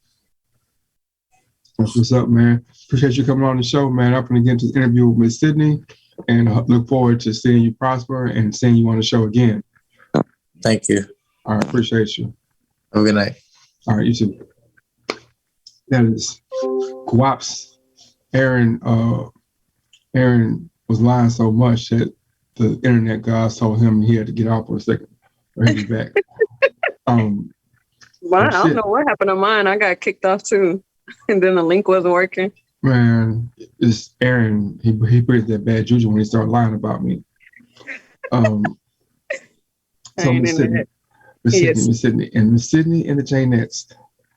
I ain't gonna lie, man. We kind of got some beef, man. We got some beef, me and you. Got some what? Kind of got some beef. Got some beef. Who got some beef? Me and you. Why? Because like you've gone off and you've been singing and having these groups and these bands and stuff, and I ain't got to call like, hey, I need a backup doo-wop. You know what I'm saying? I need somebody. I just found out you sing today. You know what I'm saying? I need somebody with the doo-wop, boo-wop, doo-wop, boo. You know what I'm saying? That's all I need. I don't want no lead role. I don't want to be the star of the show. Right. I used to have Johnnies, the Janettes and the Johnnies. No, you could have been a Johnny. I could have been a Johnny. Yeah. I'm a J. James, Johnny. See, there you go. You know what I'm saying? Johnny. I don't know. If I was going to change my name, I'd be a Paul, I think. I'm going to be a Johnny. You know, because I'm different. You know what I'm saying? Like the Johnny's and the Paul. The Jane Johnny's and Paul. Well, see, it's John because John is the male version of Jane. So it was Jane's and Johnny's. Jane meaning, something crazy. So I changed my middle name, obviously, and I changed it, but the meanings were the same. So Jane means like gift from God or gift, something like that, heavenly gift. And my middle name already meant that. It's wild. I just found that out. You ever had a guy, and it's not me, but a guy like whatever you say, he'd be like, girl, me too. My middle name is George. And my second name, my first name is Jeffrey. And Jeffrey and George, they both mean king. And like whatever you say, they're gonna be like, me too. You know what? So what you doing tonight? You know. That's called mirroring. Dudes are the worst, man, when it comes to, like women are worse than men because women don't know how to flirt. Man, that's a good topic actually, because people think that they're flirting and they're not flirting, or it doesn't read the same way to the other person. Like, how do you flirt in 2022? What's the worst way you flirted? What's the worst time? Like, what's one time you thought you were flirting, and now looking back, you're like, man, I tripped out. I used to try to I ain't gonna say the sympathy card, bro. It was like the poor innocent dub card, like, I tried that one before and shit was trash. It ain't work. Okay, so when I was like in the 9th grade, it was this beautiful girl, man. Something happened at some other school. I want to say it was whatever the other Vanguard program was. They had like some kind of scandal. So all their kids left the program, became Jones Vanguard. Wait, was that Ryan? I went to Ryan, yeah. Okay, me too. Yeah, but you know from Ryan to Jones. I went to Ryan. I went to Ryan. I went to James D. Ryan, Yeah, in the Vanguard program. Yeah. Hold on, Sydney, were you in the Vanguard program? For breakfast. Sydney, were you in the Vanguard program? You know I was. That's why she's laughing at you. I read the context clues. She said I went to Ryan. Nigga, you said you went to Ryan Vanguard. Nigga, that ain't the same Ryan. No, my building. It gotta be. Yeah, I was in the building because, like, I could take. Well, you wasn't there when they threw the pipe bomb in the classroom and caught on fire. Miss Carol, Mr. Mo. Ain't nobody. I was Miss Hawkins. Miss Hawkins. What about Miss? Miss Carol went to Yates that next year. She followed her whole class from elementary to Ryan to Yates. She followed the whole class. That's nice. Who was always there? Mr. Moore wasn't the coach when you were there? Mr. Moore? Mr. Moore. That sounds familiar. I remember Mr. Clint. He was a math teacher. Mr. Cluess. Mr. Cluess. Mr. Cluess. Mr. Wizig. Oh, yeah. Okay. Mr. Wizig. What did he teach? English? English? Yeah. Okay. Mr. Wizig, man. Mr. Wizig. Man, so he didn't have no chairs in the class. He had like bean bags and shit like that. So it'd be this girl, we used to argue every day. Like somehow it'd be an argument. Because this class was like the Wild Wild West. But we talking about Hamlet. And he'd be like, well, how do you feel? I'm like, I feel like she need to shut the fuck up. You know what I'm saying? So we used to argue every day. So then one day he's like, you know what? I'm going to lock you two guys in here and you're going to figure out your problems. You can't go to A lunch or B lunch because, we had 2-hour classes. Yeah. Why you do that, man? What happened? I'm just saying, why would you do that? That was real reckless, honestly. Yeah, man. What do you thought was going to happen? What do you thought was like it could have went real bad, and it almost did. He was kind of oblivious to where he actually was. Yeah, he was, because we was talking, then we was wrestling, then we weren't wrestling no more, then we was almost wrestling again, and it was like, oh dang, he might come back. You know what I'm saying? Like, but we was fighting at first. We was not punch fighting, but we was like wrestling. You know what I'm saying? It's like, man. So y'all made up. Yeah, but then it was weird then because it was like, man, you know, because we 6th, 7th, 8th grade. You know what I'm saying? They gonna think we did it. They gonna be telling people that we was doing it in there. Will give us whiskey trouble. You know what I'm saying? They're gonna be able to like you, and we've been fighting every day for the last, you know what I'm saying, 6 months. People was doing a lot at that school. What about the teachers that would let you sit in their class and skip? Just chill. Chill. I'm like, what is that? Why were they letting us do that? Like, I remember, like, if you wanted to get in a fight, you got kicked out of class. Because, like, if you get caught in this class, anything can happen. You know what I'm saying? Like, man, put me out so I can get in the hallway so I can have some space to maneuver. And I'm like, just jumping in. Put me out so you can get in the hallway. Y'all niggas ain't just walk out the class? You think you went to the hardest middle school ever. Huh? It was certain principals that you could go chill with, low key. Mr. Foreman, I don't know if he's still there. I remember Mr. Foreman. And it was a dude, I can't remember his name. He was Middle Eastern, but his class was right by where the lunch rooms are, so you could look out the window and see everybody at lunch. I can't remember his name. But we used to go, you know, and take our 3 lunches and be right there like waving at them. It was fun. Some kids was bad, but you had to mix of like the Vanguard or bad. I don't really think kids can be bad, but you had the mixture of Vanguard and then the, you know, regular classes. Yeah. I didn't want to say that, but you know, regular classes. So it's kind of like, to me, I came from Horn Elementary School in Bel Air. My mom was like, no, that's too much. It was racism and everything. So boom, she took me to Ryan and it was like culture shock, you know what I'm saying? But I had a great time. That happened to me when I was in elementary. I went to Lovett Elementary in the middle of the Jewish Community Center in the Maryland area. And I was the baddest. My bus stop, I loved it. Yep, I was the baddest kid walking through the hallways. So, oh my goodness, I flunked the 4th grade with a 68 from my math teacher because I don't think she liked black people. Wow, he wasn't the baddest. He was the baddest. He was like the meanest looking. Nah, man, I was in the principal's office every other day. I go to You was probably like 6'3" when you was 10. Wow, I probably was a little taller. I was probably bigger than all the other kids, but I go to Hobby Elementary in the middle of the Clark. Bro, I just blended in. I was like the most normal of normal kids when I went there. When you went to the Clark? Yeah, when I went to school in the Clark. I don't know why my mom was sending me to the school in a Jewish community center. I don't know why she thought that was. Why do you keep telling me it's like the hard, like the Clark is like super hard, like it's. My nigga, you from Uganda? You don't know nothing about the Clark. You know what I'm saying? Third Ward, or the Southwest. It was a little reckless over there.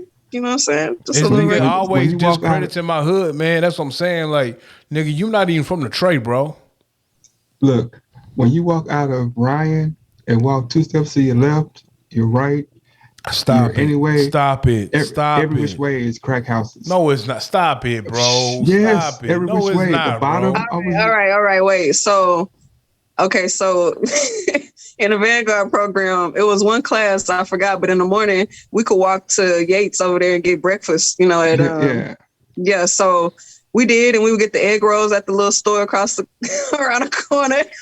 You know what I'm saying? I didn't realize what was going on though, because I'm just walking with my friends to the store, you know what I'm saying? But as I got older and then my mom found out and she was like, what the hell were you doing walking around? It's dangerous around there. And I was like, it ain't dangerous what? Though. It's not dangerous because that's what I'm saying. It wasn't. It just looks because certain things aren't. As much it was dangerous. It wasn't dangerous. It was dangerous. As much nefarious shit that was going on. The people of the community still had a certain respect for certain activities. Won't nobody fucking with kids, bro. Yeah, we could walk down the street. Nobody ever bothered us. Has anybody ever fucked with you, Bug, and bothered you, Bug, just being a normal kid, doing a kid routine? I agree that I got to pass on some things. I'll answer that question for you, bro. I'm from the Clark. I used to walk from my house to Hobby, from my house to Madison. All the OGs, all the D-boys, all the nefarious niggas in the hood, in the Clark, the OGs was not fucking with little kids, bro. The little kids did little kid shit. Clark, man. Hey, man, you know what? Keep talking down on my hood if you want to, my nigga. You know what I'm talking about? I bet it's very family friendly, man. Whatever, to this day, I bet you won't walk over there and claim whatever you want to claim or Yeah, say they whatever you want to say. they're kind of feisty still. That's what I'm saying. He it's really family acting friendly, brand new. man. This nigga from Uganda, bro. He used to It's It's not. man, You must be look, talking about that little new part where they got them little new houses on that one little man. strip Them of area. don't nobody live in them houses, Sydney. Them shit's still up for sale. Can't nobody afford this shit. besides the aristocrats, now I said aristocrats was kind of on the other side. It's kind of like, hey, I don't know if the crats, you know what I'm saying? But besides Young James that, Boogie, you couldn't even walk in front of Mad Highs with your little Letterman jacket on. How many schools you went to? Yates, Sam Houston, Sterling, pick one. You walk in front of the Mad. You walk in front of the Mad High Jones. You walk in front of Mad Highs with your little punk ass Letterman on. You getting 2-piece, no fry, no shaking. You know better. That's why you never went out there. This is coming from a guy. Y'all wear powder blue, man. You can't. Who was scared of a school? Man, let me tell you something, blue? bro. I'm a Harold Clark nigga till I die. Starch jeans, J's, and a polo. I dare nigga to step on my shoes. My family from there, so some of them, so I can't talk down. Yeah, I dare nigga step on my shoes, fuck up my crease starches, or touch my polo. You getting 2-piece, no fry, no shake, bro. Say if you mess up your outfit, you gonna don't go touch. off. Hey, don't even fuck with my Sachis, bro. Man, huh? Don't touch my Sachis. Let it be known, Clark niggas brought fashion to Worthing when we was in that bitch too. You know what I'm talking about? Before I stepped one toe on campus, niggas wasn't fashionable. Once I stepped one toe on Worthing High School, niggas was wearing polos and Sachis. So and that includes Lil Flippin' Young Red, bro. You the Cameron of Worthing. I ain't say it. Style. I ain't say it, but if that's what you want to say. You get one good haircut. Okay, so one good haircut, nigga. I'm from the Clark. My haircut is always good. Even my worst day, my haircut is better than yours because I still got a hairline. You don't. Bro, you had the Judge Bro Brown for like 3 weeks, man. Take your hat off, bro. Where your hairline at? Let me see it. See, you made it go away, man. No, she didn't. Look, take your hat off. I cut my hair off on purpose, bro. Where your hairline at? I wanted to. Where your hairline started? That was a choice. No, it wasn't. I was there when I told you to cut your braids the first time, my nigga. Your shit was stopping like right here. Where your hairline at? I cut it off. Get a hairline, then talk to me. Grow one. Grow your hairline out, then talk to me. Say less, fam. All you doing is inspiring me, man. Grow a hairline first. If it is to be, it's up to me. I still have a nice hairline, bro. I have some light thinning in here. Hairline is on point, though. And then I only have thinning. I'm only thinning because I had dreads. If I never would have put the dreads on my head for 10 years. Oh, I forgot about that. Yeah, you had dreads 10. For how long ago you had dreads? 10. Count them, nigga. How many years ago? 10. No, 10. I cut my hair 3 years ago. Maybe 4. So, I got my hair still at the house. So I've seen it.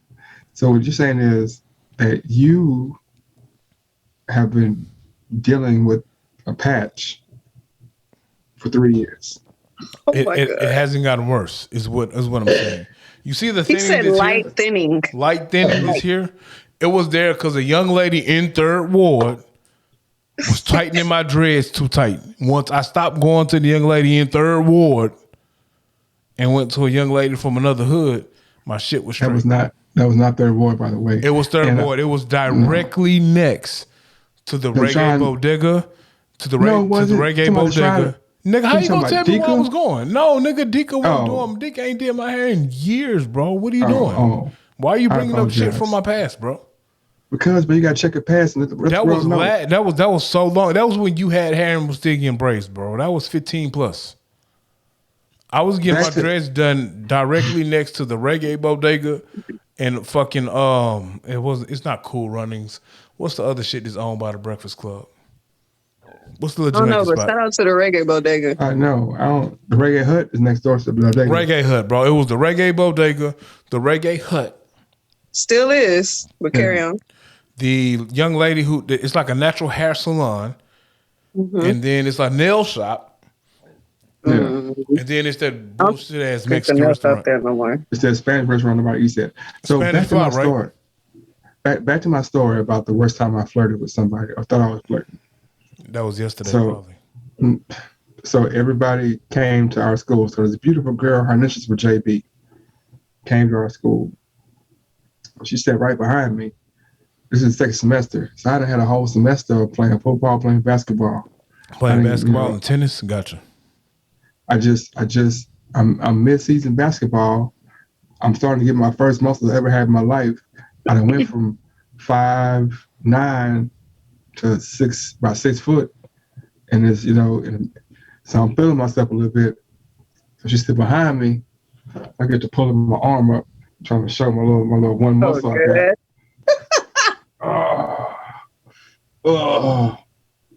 My arms hurt so bad.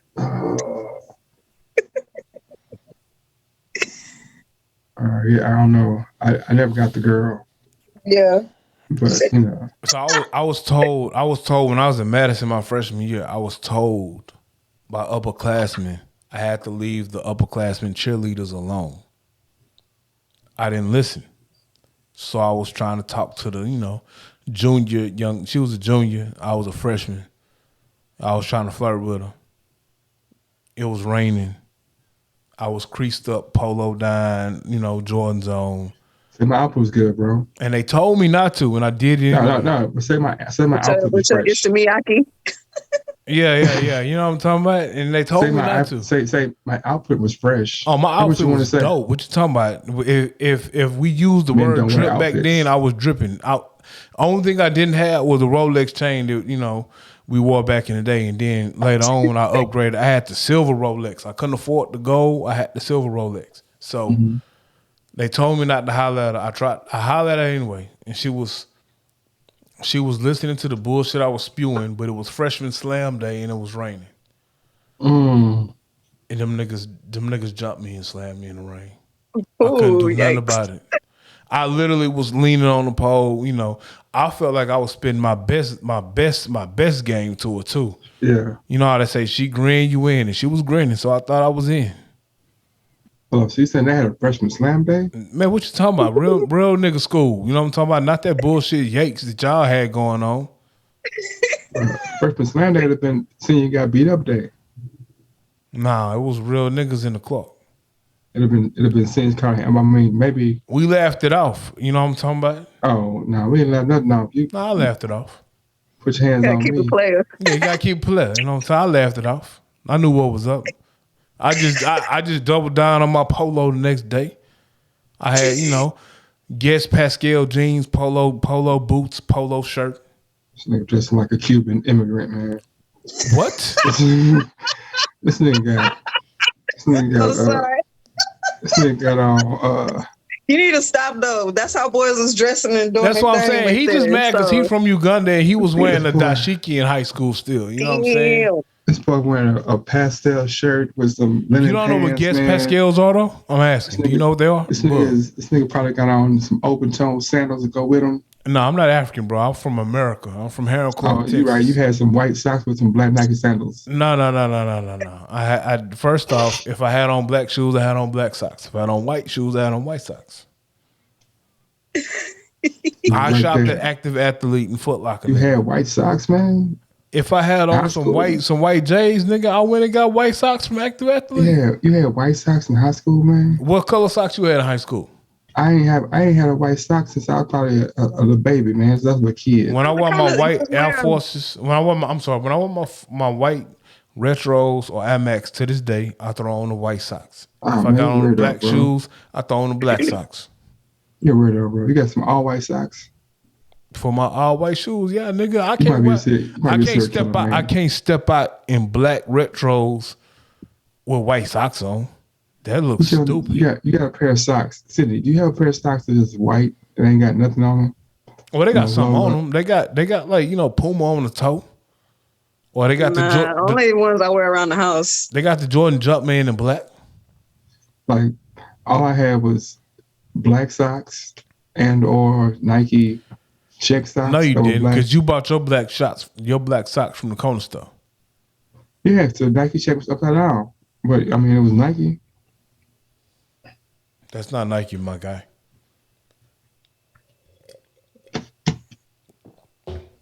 No, it's not Nike, my guy. But yeah, man. The jacket is gone. Man. Okay. This boy, you late, man. Jackie been gone. Yeah, I'm glad you kept. I'm glad you kept professional, man, because you've been real unprofessional lately with the ladies, man. I can't be unprofessional with Sydney. She know us, so I can't. She know us, bro. So I can't. Okay, we were shooting in the gym, so yeah. So I can't even try to I can't even try to find Boogie Love with Sydney J. And she knows what's up. She's not gonna fall for your shenanigans. A. B. She knows about your line. You hate a young lady with common sense. She knows about that. Why do y'all try to put me in that context, bro? Look, you said it, not me. And to be honest with you, a large portion of the young ladies that you have business with don't have common sense. So I'm gonna call some of these ladies that you know that I know. I'm gonna call these ladies so we can have a conversation about what you. Man, you can call who you want to call on the pod, bro. I'm not finna stop you from calling nobody. You're gonna be how you gonna be? No, I ain't say that, man. I just said, but like I want to say, that's a great segue to what I want to ask you guys about. Do you think how powerful do you think music is in the lives of young people today? Very in our communities. I think it's very. It can move emotions. It can sway people to feel a certain way, put ideas in the mind, positive and negative. So I think it's a major thing. So who would you say is the most powerful or most influential musician of the last 10 years? Last 10? In our culture. In our culture? Yeah. Drake. She might have a point there. I might not like it, but she might have a point. Drake a bitch ass nigga for real, by the way. But go ahead. Why would you heavily influential for sure. Why you gotta be all that? He a bitch ass nigga, bro. He unfollowed Rihanna and ASAP Rocky over the past week. The memes and gifs have been hilarious. Drake a bitch ass nigga for real now. So you telling me because I have feelings for a woman and she makes somebody else, I gotta just sit and watch them be in their happiness? I feel like Drake and Rihanna. I'm sorry. I feel like ASAP and Rihanna was an item first though, because they was an item first. Oh yeah, there was a rumor about that a while back. Nah, they was like an item first. When she was doing that album, what album was that? I forgot. But anyway, they was together. A real brother would see that my partner ASAP and my partner Rihanna found love and they have a kid on the way. Okay. You know, I congratulate them. Why I'm finna unfollow them? Why was I following them at first if I'm unfollowing them now? Because now I know I'm finna, like, they wasn't just necessarily being open, whatever it was, but you can't make me watch my trauma if I don't have to, man. Why? Drake knew the post and everything was about to come. So Drake got a whole kid from a whole white woman he don't even like. So what he mad for? No, that is interesting. He had chances. He had his chance. So that's fair. She curved him so many times on national TV. Yeah. Rihanna. I feel like she tried him once or twice. She probably realized that he wasn't a real brother. He was from Canada anyway. Drake don't want to settle down like that, so that might be it too. I agree. You're not really trying to just be somebody's main thing. How can he though? That's how I be feeling too, man. How can I? You know what I mean? Oh, so you and Drake feel the same way? I mean, in certain ways, man. We're talented. We're talented. We're young.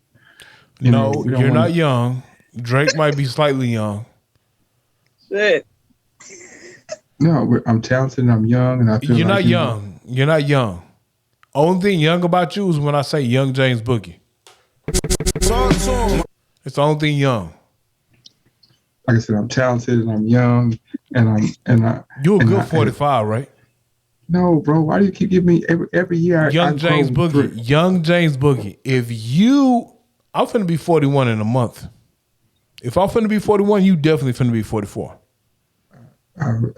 Like I was saying. How are you finna be? How old are you turning this year? How old are you turning y'all putting each other business out there. And not y'all, him. I'm just sitting there trying to talk about Sydney, something I else. Embrace my age. I don't put Beijing in my beard. I embrace my age. I'm 40. I'll be 41 in a month. JB be putting all kind of shit in his beard and lying about his age because he's trying to attract. He's trying to attract young females. He's still trying to trick them. It's the lights, bro. You can't see in the lights. I got my light situated. He's still trying to trick glowing. He's still trying to trick. JB always kind of been a little like, you know, he's been a little private with his little, you know, he be doing his little juju behind the scenes. First off, Sydnee, he really got 2 different birthdays and 2 different birth certificates. So really, he's in between 43 and 46. He won't admit that, but I know the truth. So I'm settling on 44. I ain't gonna lie. So nobody knew how old he really was because it was like everybody thought different ages on the slick. That nigga don't even know how old he is on the low. Now, but back in the day, it was like he said he was this age, but man, that nigga was 25 for 10 years. That's fine. You mad because he's still youthful? It's cool. Yeah, you mad because I got time and space. You only timeless because you went bald, so nobody saw your hairline. So normally you could tell the nigga age by his hairline. You know, my hairline was here and it went back a little bit. You know what I'm saying? But whatever, I still got a hairline.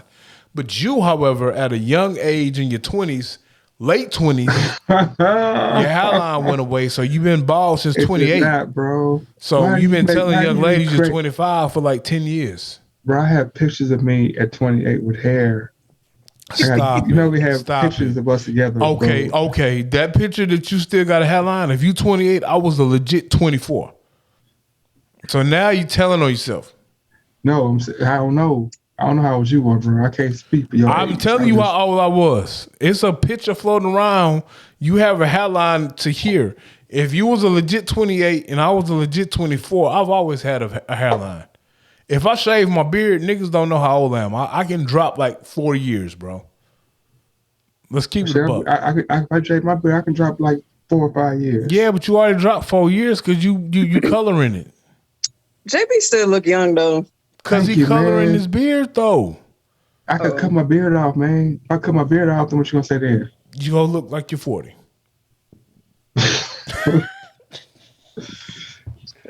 as I was saying. I ain't going to lie, boy. Hey, you did your thing with the NFT spinning thing, bro. The thing? Yeah. I like that. You did your thing with that, bro. I like the other one, the intro better. The one with the quality, bro. And it's not a knock on you. I think it's how you uploaded it. It won't let me roll it in there because it said the quality is too poor. You sound like this bomb background. I like both of them, but that gold is just shining. Man. Oh, Young James Boogie did both of them though. Like he did both of them. Yeah. He did both of them. He did every background. Yeah, that one is that's. Good job. You've been doing graphics for a minute too. Okay. JB Artworks. If you need any kind of graphic design, web pages, anything, JB Artworks is who you need to hit up. I like to thank God for making my fingers.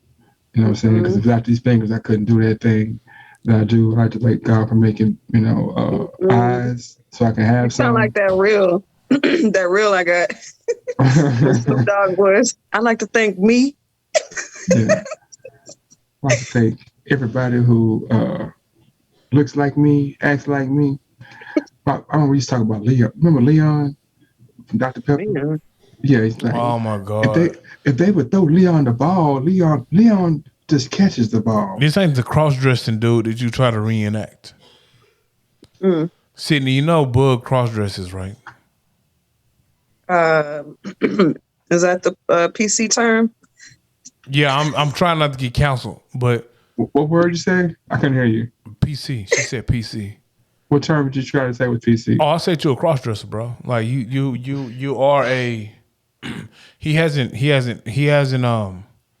did full sex change, but from time to time, look. There you go. Now, what are you talking about, bro? You got your shirt off with a wig. See, you heard her. She said, "What the?" Yeah, you heard her, right? Well, the background, I was like, "What is that?" It's him. Dr. Pepper? It's him. Pepper. It's him. I don't even drink soda no more. In drag. Me either. It's him in drag. Have you seen the? It's not me in drag. It's doing drag, bro.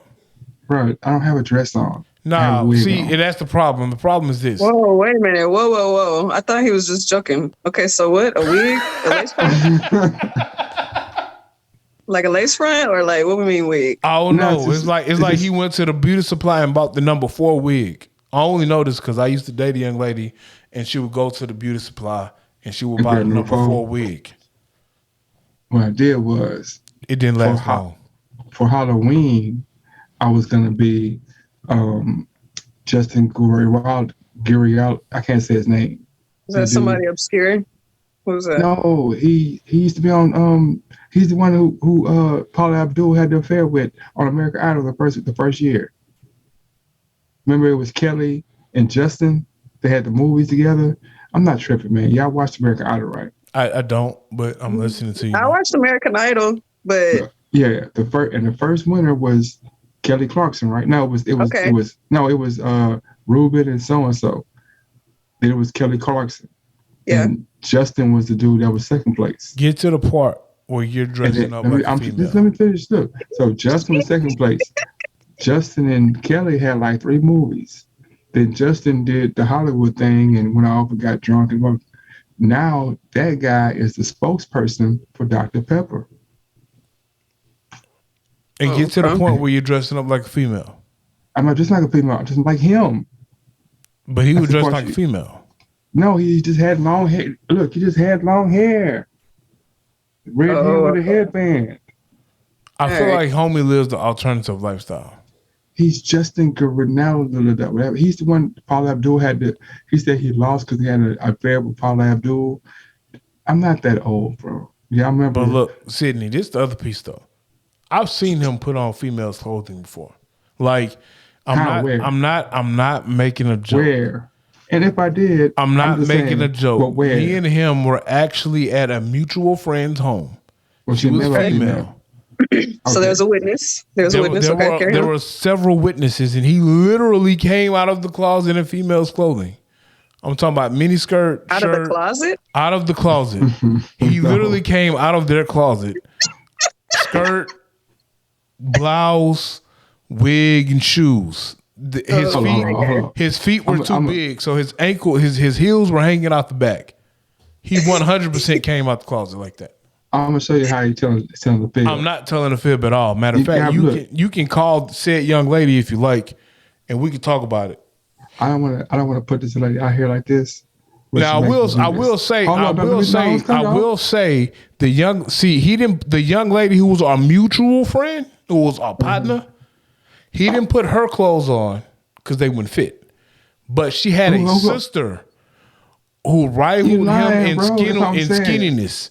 I don't know. This story sounds kind of detailed for a laugh, but that's what I'm saying. He put her clothes on. If you see the young lady who I speak of, if you see them stand next to each other, they rival each other in skinniness. So he could fit in her clothes. Look, we can do. We can. Am I telling a lie? Yes, young James Boogie. Bro. So you never put a young lady's clothes on. No. So you telling me I'm lying? Hold on. How? Yes. Tell me I'm lying. Say A-Dub, you lying. Say A-Dub, you lying. You never seen me come out of these young ladies' closets with clothes on. You a goddamn lie, young James Boogie. How you gonna tell me I'm a lie if I tell you? Because I was sitting on the bed next to our mutual friend and her sister while you came out of the closet. Wait, guys. This story sounds a little. Exactly. It don't, because when you factor in the fact that we spent nights at these young ladies' houses numerous times. It's not that outlandish. No, what we're saying. So out of all the times I was there, only this one time I came out of the closet. Oh, I don't know how many times this is not the only time you came out of the closet. How you know? But at this time, you came out of the closet in the young lady's clothing. So at numerous times, I decided this one time, I was like, you know what? I'm going to come out of the closet with some clothes on. It's young James Boogie, so it's not outlandish when we're talking about you. It's outlandish, man. You're going to get me in trouble. You're going to have me walking the streets of Houston. So let me ask you a question. Have you ever put on young ladies' clothing? Huh? For what? Have you ever put on young ladies' clothing? I'm saying, but for what though? I don't know why you put them on. I'm just asking you, have you ever put them on? Yeah, maybe for So you put young ladies' clothing on before? Have you ever put on young ladies' clothing? No. Ever? Unless the young lady wears men's shirts, no. Well, okay. Maybe I just fit young ladies' clothing sometimes. Because you and the young lady were damn near the same size. But not that young lady. I didn't put her clothes on, bro. No. The young lady who was our mutual friend, no, you couldn't put her clothing on. But her sister, however, y'all rivaled in size. It was a tight squeeze, but you could fit in it. It's the rival part for me. The rival inside.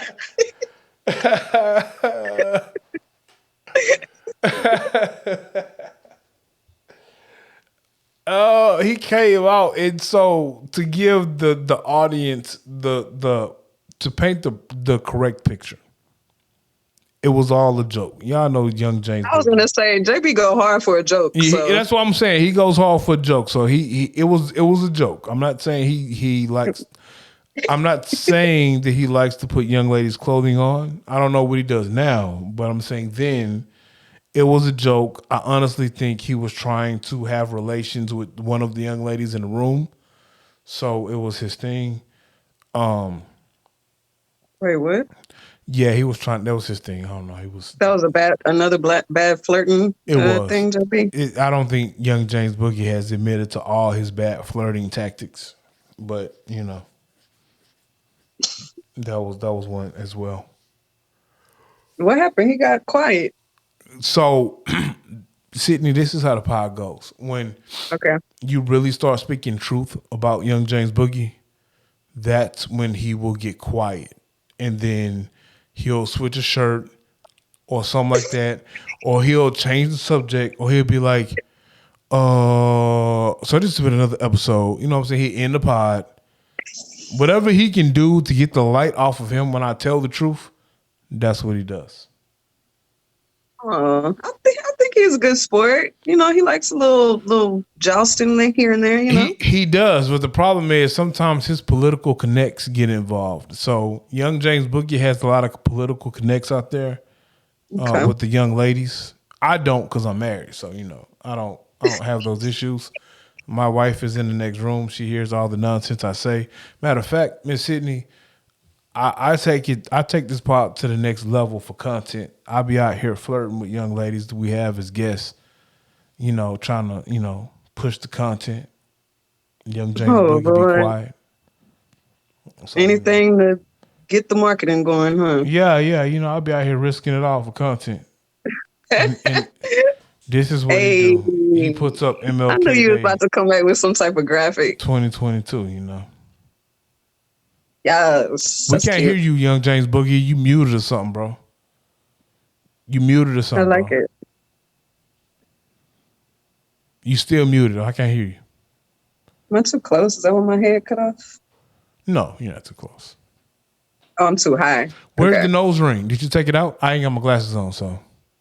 It's still in. Oh, okay. I like the nose ring. Thanks. I started making them, and then I saw I saw a post you had like the whole attached from the nose to the ear. That was pretty fire. I don't know what happens if you sneeze or you're on the phone and you have like an upsetting conversation. You're like, man, fuck that nigga. And then, Nah, I had kind where you can stick it inside your nose. So my whole thing it was called Nose Candy by Jane. The theme for it was to be able to have I got one on right now. So basically it's like a septum and I can just take it off and put it like here. If I want to put it on the side of my nose right here, I can put it on the side. If I want to put it on my ear, I can put it ear. Wherever. So is it the magnetic ones or is it you legit have piercings? Nah, I made them and put the little balls on the end. It's not magnetic. Oh, okay. That's fire. I always wanted the little eyebrow piercing. But, they told me that most of the guys who had the eyebrow piercing live the alternative lifestyle. I couldn't figure which side of the face was straight and unstraight. I never got it. I didn't even pay attention to that. When I got my nose pierced, I just got it pierced. Whatever. Females can do that, though. It's not a big deal. But I don't think they do that anymore. That was like back in the day when it was like a specified side. I live in Atlanta now, so I don't know if I can. I don't want to false advertise, you know. Yeah. Young James Boogie. Dang, Atlanta. Yeah. What are you saying I about don't like it at all. I just said I don't want to false advertise. I don't know. I still like the eyebrow thing, but I don't know if I can. False advertise what? So I don't know which side is straight and unstraight, and I don't want to false advertise. You know, I don't want to get unstraight. Yeah. I don't want to get like this side pierced, and that means that's I live the alternative lifestyle, and I might just be walking in Lenox Mall, and you know, because I got it over here, homie be like, "Hey, what's up?" And I'm like, "Nigga, what you talking about?" And he say, "Well, you advertising yourself. I don't want to do that." I know what an upside down. That's probably not gonna happen. It's probably not, but that's where my mind goes though. You know what an upside down pineapple means? No, but I assume you're gonna tell me. Squidward? Yeah. No. if you're at the grocery store and the couple puts the pineapple upside down, they're inviting you into their circle. Oh, so when I go to Kroger's tomorrow, if I put the pineapple upside down in the basket, I'm inviting someone to the circle? No, not in the basket. On the rack. What is a rack? Why not in the basket? Yeah, because you're gonna walk away because it could be an accident. That's why. No, but if it's in a basket, I'm walking around the store because I don't want just anybody to come try to join me and the wife. I want at least we want. And what are you somebody supposed to do? Sit it upside down and just like stand there? Yeah, like this. That's so awkward. Yeah, that's awkward, bro. I don't know about that one. I mean, look, I make the rules. If you told me to put it upside down in my basket and just walk around the store, I'll do that. But that would look accidental too, though. So I get what he's saying. That's like a black person. So you saying I go to the pineapple? If they do it like this. Talking about Young James Boogie. So you're saying if I go to the pineapple kiosk or whatever it's called, wherever the pineapple's at, and then I take one pineapple and just turn it upside down and just stand in front of the pineapples. Now I just wait for other swingers. See, I think it's like it gotta be I think you gotta be doing it, and you're like. When was the last time you went to the grocery store with your significant other? I don't have significant other. All right, so when was the last time you went to the grocery store? Yesterday. It's weird to just flip a fruit upside down in the produce section and just stand there. Exactly. If you see somebody like, oh, this is a nice little pineapple. So when you went to the swingers club, is that what you did at the bar? They don't have pineapple kiosks. See how your whole premise is messed up. But you did go to the swingers bar because that's when you got into it with the WWF nigga. What narrative are you talking about? What are you talking about? You told me. This is an extreme story. Yeah, Sydnee. So he went to the actually one of the same young lady who he was cross dressing for. Mm-hmm. He also took her to the swingers club, and he got into it with WWF superstar Maven. I'm laughing. That don't even make sense. Yeah, nigga. Tell us about that, bro. How did you get into it with WWF superstar Maven, bro? How did that even happen? What are you even drinking, bro? I'm drinking cranberry juice. I have been drinking Snoop Dogg's 19 Crimes. Yeah. Cali Rose. Don't do that no more, man. Okay. Don't do that no more, man. Sydney, you see he didn't deny it, right? That's crazy, man. I'm trying to Google. Oh, Maven Huffman? Whoa, she looked him up. Yeah. So tell us about the time you had rap beef with a WWF superstar. I ain't never Wait, had so that. he was at the swingers place? Yeah, he was at Swingers Spot. Why do y'all believe him? Am I lying, Young James Boogie? I mean, Why I'm do just y'all following the believe him? storyline here. I don't know. Am I lying, Why do y'all JB? Yes, JB, bro, am I why do- lying? why do you- So you tell me. time out. So you mean to tell me that you never told me about the time you had rap beef with Maven because you met him at the Swingers Bar? Let me rephrase that. You didn't meet him at the Swingers Bar. You happened to be in an establishment and he was there as well, and y'all might have had a run-in. Did that not happen to you? I live the wild life, man. So that's a tough one. I can't, I'm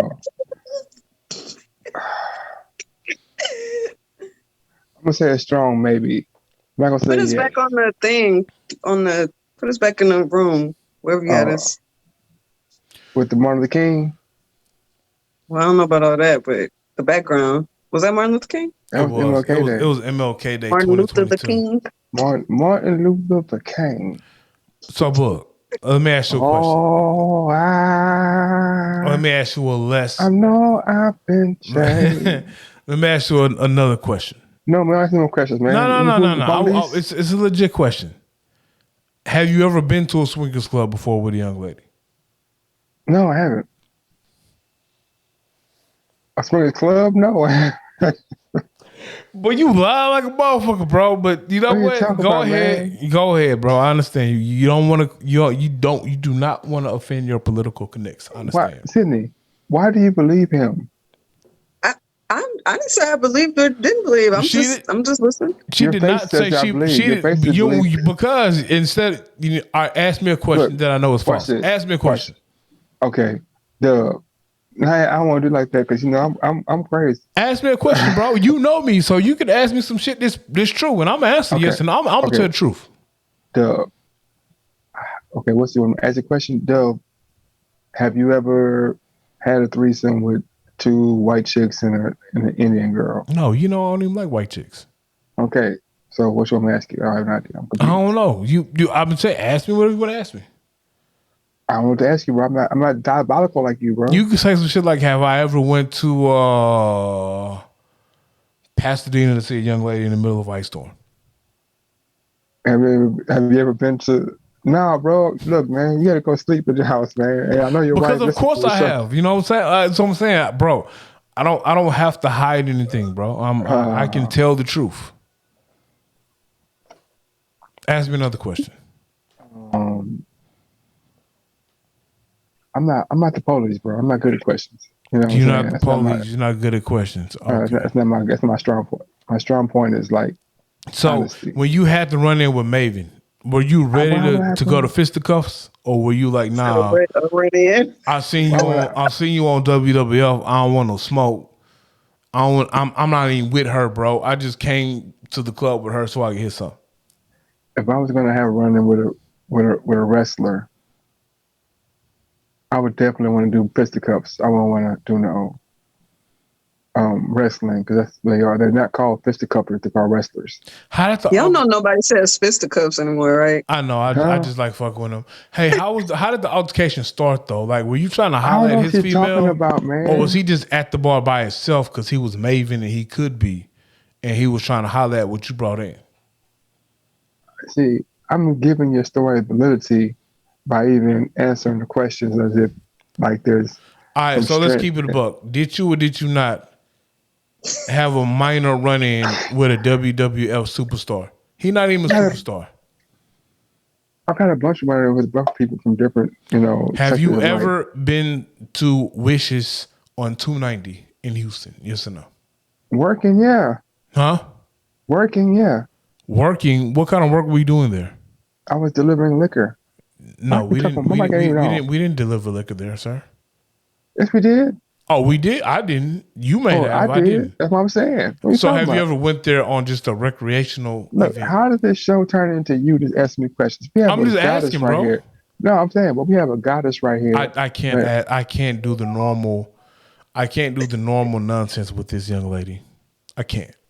So you're gonna turn your energy to me then? I have too much respect for the young lady. And we already started talking about. Now you respect him. I respect him. Now you respect him. Now you respect him. I respect all young ladies, bro. That's what you do.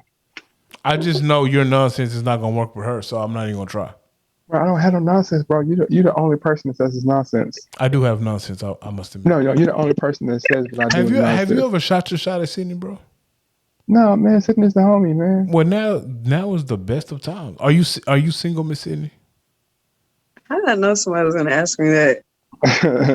Somebody, him. Are you single, Miss Sydnee? I am not. So she's not. So I gotta respect her dude. Actually, I think she's single to Jay Bird. She just not gonna let you drag her into the madness. Oh no, I'm not single. All right, I'm Young James single. Boogie. I got a ring right now. This right, this ring right here. It goes here too. If she was single, give her your best line. Huh? If she was single, give her your best line. I don't have lines, bro. I tell the truth, man. All right, so give her your best truth. I don't know what you mean. We have to go on a date, and we have to have moments, all that kind of stuff. And it's not. It doesn't come out of the blue. I'm not no magician, man. I talk the truth. Truth. So, hey, what was that place that y'all had me go to? I think we was having a performance or something, and it was like far out, and we drove on the grass. I'm talking about the Circle G's. You talking about when we went to? It was a warehouse or something, right? Yeah, it was. Damn, what was that at? Like all of us was out there. With Wicked Cricket, right? Was that Wicked Cricket? I don't remember. So I just had a vision of that. I was like, oh, all these memories. You can remember that, Young James Boogie, but you don't remember beefing with Maven. Bruh, first off, I ain't never beefing nobody, man. Dang, that was a great skills there. Utilizing that to, segue right back into you. It was because he legit called it like it was a big thing to do. Like it was a big thing. It was like, man, hoe ass nigga Maven. It was a big deal for like at least 30 days. But Sydnee, we went to so many different showcases and other bullshit. I can't even tell you where we was at. It was the Oil Palace, right? That's what it was. Was it the Oil Palace? The Oil Palace. I just remember it didn't have no concrete. You know what? It might have been because wherever we went, I feel like Critical was with us. He definitely probably was. Yeah. And I want to feel like Solo was there too, but I'm not 100%. It seemed like we all rolled out. That's what. So because it was far. It wasn't close. We went to Tyler, Texas. It was all of us. Because Yeah. I remember Critical, Rob was like, man, fuck ever doing the show in Tyler, Texas again. It was definitely the Oil Palace. That's when we came back and you fell asleep, invite her, and I was like, hey, man, go ask them if they got some crackers. Yeah, I did. Y'all stopped inviting and told me, and woke me up and said, hey, go ask if they got some crackers. Texas? Yeah. That's a sundown city. It was. And yeah. And we was like, we getting gas. And we woke him up. It's like, hey, man, go in the store and ask if they got some crackers. Yeah, they did. and my dumb ass woke up and was getting out the car. And our OG Mario was like, nah, don't go do that. Don't go do that. Don't do that. Don't do that. We got to go. No, you came back. You asked them. And it's like, man, they ain't got none. When we was on the road, I was like, bro, we was invited her. Oh, well, that mean y'all did that shit to me twice then. Oh, can I say one thing? Yes, ma'am. Before you end a good note. I just wanted to say shout out to my friend Daniel Brown, who is currently missing right now in Houston. Yeah, let's speak about that. I saw it online. So can you tell us a little bit about it so we can bring some awareness to it? Okay, I don't want to give misinformation, but essentially he went missing last Tuesday night and no one has seen him since then. He's not a type of person to just disappear or anything like that. There were 2 suspects that were around him last that they feel like had something to do with it. No arrests have been made currently, and Daniel has not been found. So they're doing things like putting the story on the news and asking people to reach out to the police if they've seen or heard from him. Hold on one second. I think I saw something on like Click to Houston, I believe. Mm-hmm. Yeah. I also saw Mr. Critical share some stuff. Did we ever find out who these niggas was? Did we ever find these? Well, they have some names. I'm not going to mention them, but I will direct y'all to Instagram. Okay. On my note 4000. If you have any information, there is a few numbers mentioned there. His brother's number, his mom's number, 832-982-9573. If you know any information about his whereabouts, please do report it. And you can also see the suspects. I don't want to get into that part of it. Yeah. What's homie name? You say his name is Daniel Brown? Yep, Daniel Brown. The hashtag is Find Daniel Brown. Hey, prayers up for Daniel Brown.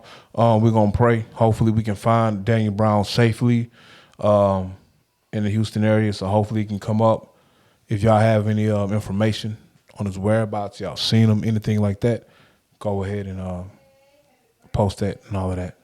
there is a reward too if someone knows where he is. So